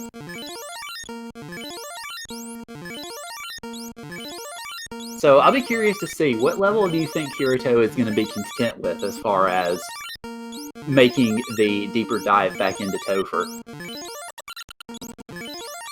Honest opinion, whatever level they're going to be content with is probably the level that they realize they can't get out. Yeah, well, I was going to say, you've got them healing up now, so they may be looking at it. I mean, obviously part of it was 2 of their Light Warriors were almost dead, but they may also be looking at it and saying, okay, well, this is enough. It's somewhat unfortunate, though, because I don't know that they realize that they can't. Well, if they realize they can't leave or not, they're going for the dive, so All right, so Kirito is content with those levels, and hopefully those levels will be enough. We shall find out. Most definitely.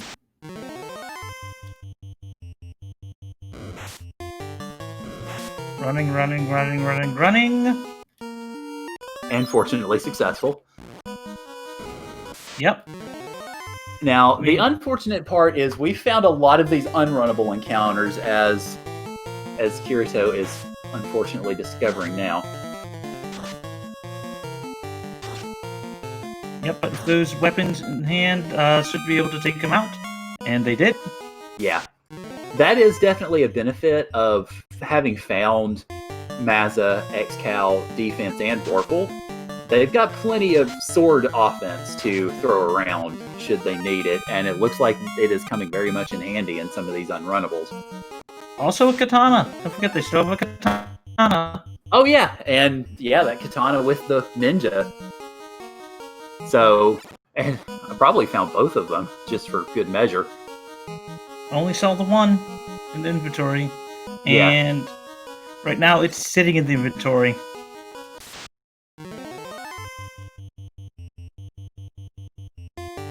That's interesting. Kirito choosing to take a Soria fight. And, well, obviously Sorias are not going to hit too hard at this point in the game. So, almost a little bit what you might kind of consider to be something of a walking grind on the way through. Most definitely. Saryas are similar to Agamas that are great on that one. Yeah. So we saw that got most of the Light Warriors up to level 29. So this is definitely coming with some benefits. The only real unfortunate part about it is because Kirito has no spells to get out of Topher, it's a little tougher. Obviously, you'll see the HP gains, and that'll help. But the spell charge is not necessarily, and so it's a grind of limited effectiveness, I suppose, but it's still good to have if you're diving into the deeper reaches of the final dungeon of the game. Oh, very, very true. And choosing to respect Lich like always.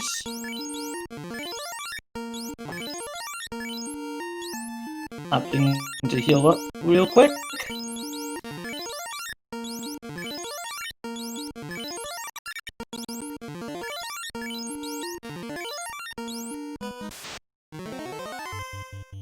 Alright, so Lich 2, and again... Swing, swing, swing, swing.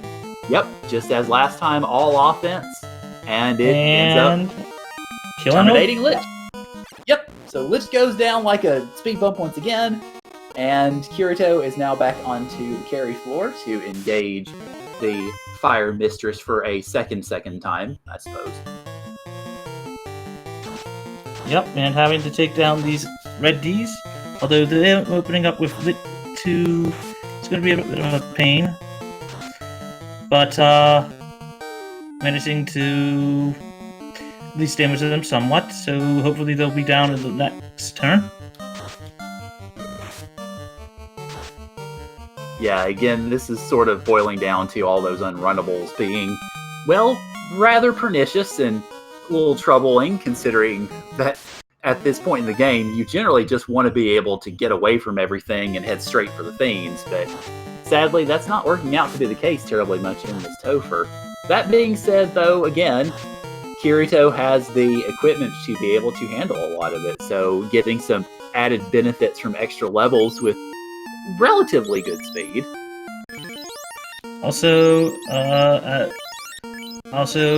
good shout out again to all of our runners, and chat, please remember to follow them for all the actual entertainment that they have provided for us all in this seed.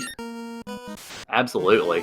And this seed has been an odyssey from start to finish, and it is proving to be an odyssey all the way to the end for all of our runners, really, as Kirito re-engages Carry 2 and is going full offense, well, almost full offense, and then the heal staff on that last red mage. Sadly, the heal staff didn't go off, but the ninja escaped by the skin of its teeth with 6 HP after Carrie tried to smack it around. So, good on that ninja for sticking around. Jack is definitely pulling his very stealthy weight today.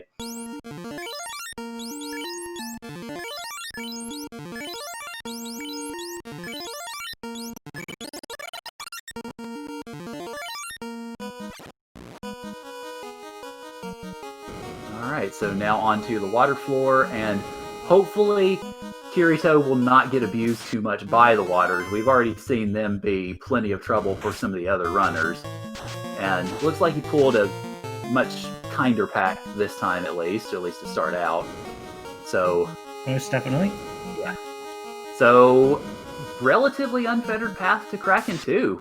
Nicely done. Just got one encounter on that whole floor, and that floor can be incredibly torturous if you run into the wrong encounter set. Oh, yes, it can. Opted for some fast. That ninja 11 hits, 647 damage, 4 hits, 100 change damage. Kraken hitting, but not that much. Swing, swing, swing, swing. Heal staff. Swing staff 4. 2 hits, 70 damage. Heal staff coming out. Helping out. Swing with that fighter of Excalibur. 9 hits, 555. Kraken 2 is down.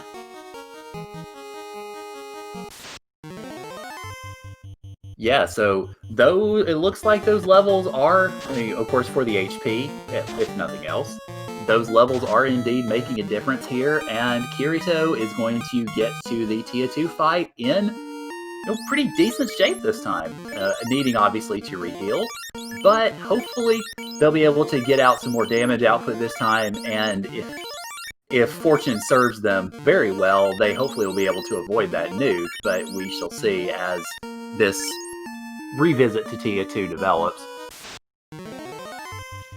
Let's see how it goes. Fight, fight. Opting for some fast and opting for some fast. Fast comes out with the ninjas. Swinging at last 5 hits, 160 damage. Swirl coming out from Tia. Fast coming out on that fighter. Swinging 5 hits, 127 damage. Swing, swing. Nuke.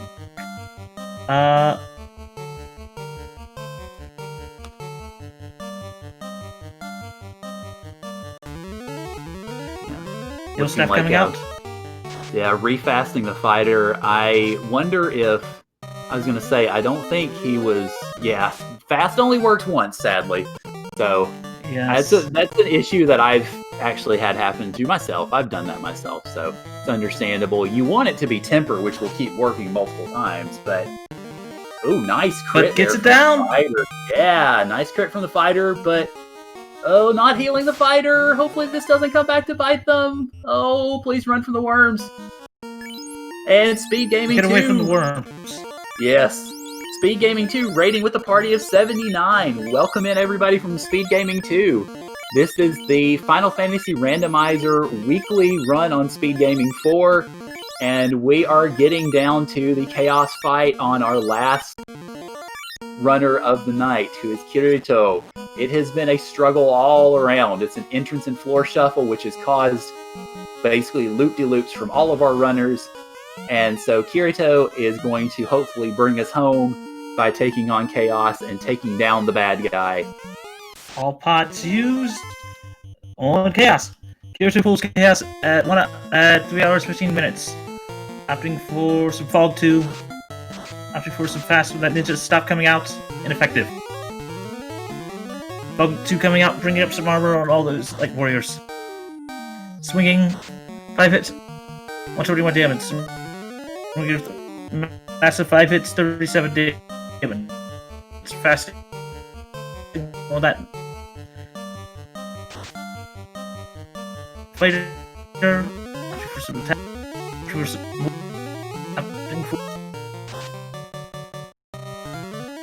6 hits. Was that 77 or 777? I couldn't tell. It was 6 hits, 77. Thought so, but never positive on that one. I find it interesting that Kirito, I guess, was saving all those nukes for Chaos and is just now employing them. 11 hits, 270 some damage. Fog 2 coming out again, Duke coming out. 130 some damage.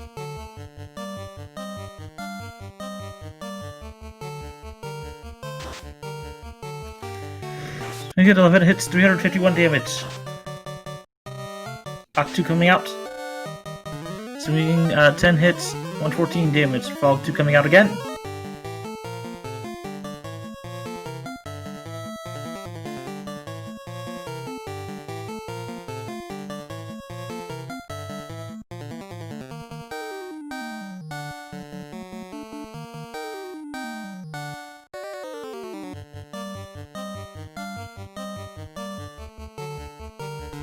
Looks like we have Fade and Nuke Fade strats charge. coming out. And 800 damage.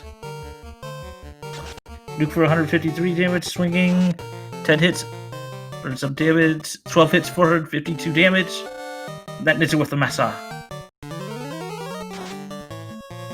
Nuke coming out again, 135 damage, I believe. 10 hits, 50 damage. Nuke coming out for that Red Wizard, 175. Swings for that Massa, 12 hits, 246.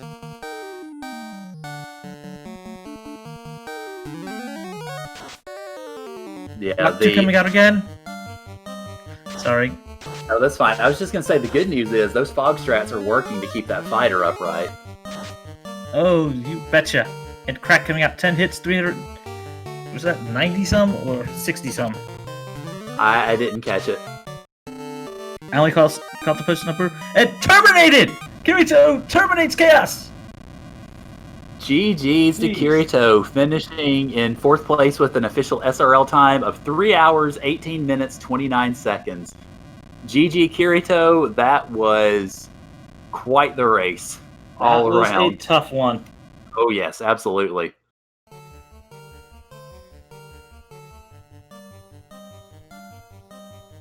All right, so we're waiting just a minute. The invite is being sent off to Kirito, and we'll see if Kirito is going to join us in chat.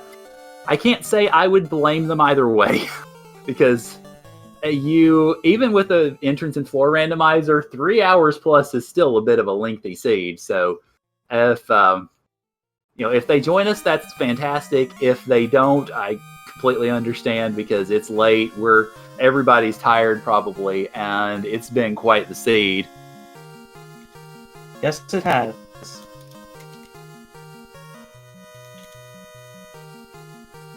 Chadbert mentioning in chat they're just now eating dinner. Hey, I understand. It's mentioned it's 9:40, so Chadbert's on Pacific time. I'm over in Central. It's almost midnight, so oh boy. I'm on Eastern. Oh, so it's tomorrow. It's Friday already for you. Hello from the world of tomorrow! That's funny. I'll be joining you shortly. All right, so we are joined in chat by Kirito. GG, Kirito. That was Yeah, GG, Kirito.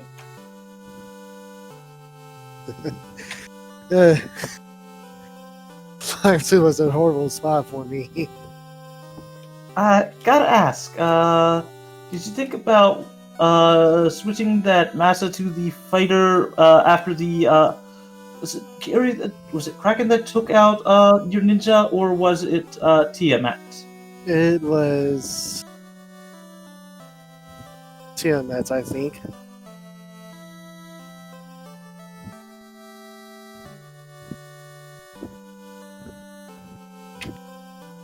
Either Tiamat or Kraken. Must have been Kraken, because I think it reset it out after that one. So your thoughts on this seed? What the heck was I thinking? Yeah, I was going to say, your thoughts on the seed aside from bleep, bleep, bleep, bleep. Let's just say that I should actually I digged into some of the dungeons early on, then just look at it, then just leave and go somewhere else. I mean, not bad for how, this seed rolled on all that stuff like that. Yeah, it's a sticky seed when the earliest runner finished at 2 hours 14. So it was the entrance and floor shuffle. One of the things that some of the other runners were mentioning was that it was very, very much a story of routing, because that seed sent you guys pretty much everywhere. Yeah, that's true. It's also a good thing that I know how to take notes while you see that I actually stop for a couple minutes. I'm actually writing down where at. Yeah. Good note taking is very much key to a good entrance and floor shuffle. I've only done one in the past, but it makes it clear very, very quickly how good note taking and good routing is to a strategy. I'll add that out of all of our runners, you were the only one to immediately check the actual other side of Titans. Every other one got it and walked out. Even just made me curious what's there since I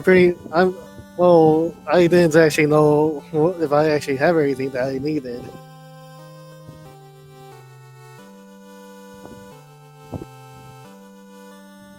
Yeah, we were all sort of laughing in chat eventually, and it was kind of this dawning realization that the Titan's tunnel was necessary because both of those staircases were vital to ensuring progression. So it's one of those things that seems to be fairly rarely seen on an entrance floor rando, although Magius was mentioning that he'd seen it before, and some of the other folks in chat were mentioning occasions, but it's not often that Titan's Tunnel gets some love. It's one of those things, once you see it, you will always check the other side of Titans. That's something I always do with how the shuffle works.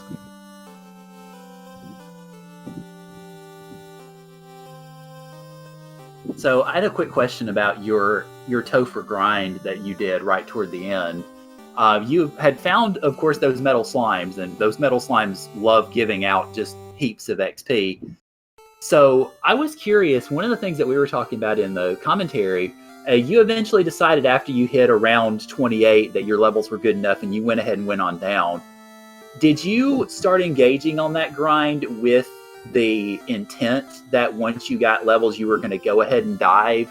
Or because the reason I ask that is because I've made the mistake before that forgetting that once you go beyond the orb, unless you have an exit spell, there's really no going back. Yeah, that what I did. Since I had no way to go back, I get out to save like from my grind, so I basically had to go straight down. Yeah. Well, it ended up working out for you because just about every runner on stream had to do a grind at some point.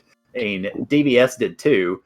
He did one grind around to get to the mid-teens, and then he splashed out of Topher the first time, went back and grinded rock galls to get up to about the same level that you eventually made your dive in, or at least your final dive in, and then he was ultimately successful. So it was, that Topher was not playing around, especially once you got beyond carry 2. Oh dear, it did not take prisoners. Yeah, I actually ran out of my potion before chaos. Man, I was so lucky against him. Yeah, that was one thing that we had noticed also. One thing actually that you did not see in terms of chaos that DBS certainly got to see was you didn't get far enough in the spell list, I don't think, to get the full weight of a double shot of Zap and Bane. Nope, never saw it. Yeah. Nope, you saw the crack, but I think it was Crack, Bane, Zap? I could be wrong. I think Crack was on one of the Fiendry fights. No, Crack was on Chaos. Oh, Crack was Chaos? Okay, apologies. Oh, good. Luckily, I didn't even... None of my live warriors died from Crack. Yeah, it's the Fiends, definitely the latter half of the Fiends in Chaos, they didn't want to suffer you guys to save the day in any way, shape, or form. So it was definitely GG's to everybody getting through all of that. And so, yeah, well-run seed. It was the entrance and floor randomizers can definitely be a slog. So it's very much a testament to your tenacity and perseverance that you were able to push through it and finish out. Let's not forget I don't have any heal spells. Yeah, that too. Luckily, I found the hill helmets and hill rod. But I look at it. Nah, didn't bother with it since I have a heal rod, but that didn't to do much healing though. Yeah, we saw you using that, and it's sort of an underappreciated play because then you save a little bit of time on heal pots, and you also save the heal pots themselves. So, and if you don't have any, that's a good way to go ahead and sneak a little bit of sort of free healing in, especially if you know you're going to take down an encounter. Then you can slip that in on the back end and top yourself off a little bit. True. All right, so I guess as we get ready to wrap up, Kirito, do you have any final thoughts about the seed? Let's play something else in the seed. Yeah, unfortunately, it was kind of a baptism by fire, but you'd mentioned that you hadn't raced in a while, so definitely GG's on getting through it. Well, considering that I did one race last week, that's considering that I had no computer to run races for over 8 months. This isn't that bad. Yeah, not bad It at is all. not at all.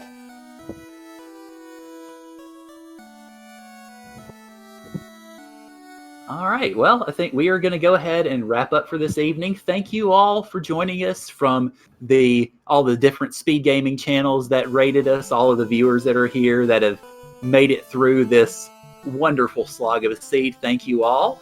We just did the links, but make sure to follow all the runners because they put on quite the show for us tonight. And of course, MG Weirdo was the tracker for this seed, and Magus is my co-com tonight. So make sure to follow them as well, and follow me too if you'd like, but they're more important.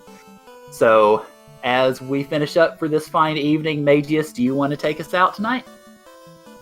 I guess I could say, for everybody here, the Final Fantasy 1 randomized computer, for everybody Speed Gaming, thank you very much for watching. Hope you all enjoyed this. Have a lovely evening, morning, whatever time of day it is where you are. And we'll see you again. Probably we're hosting the Duckling Derby on Speed Gaming, right? Absolutely. That's coming up this weekend. Then we'll see you all for the Duckling Derby.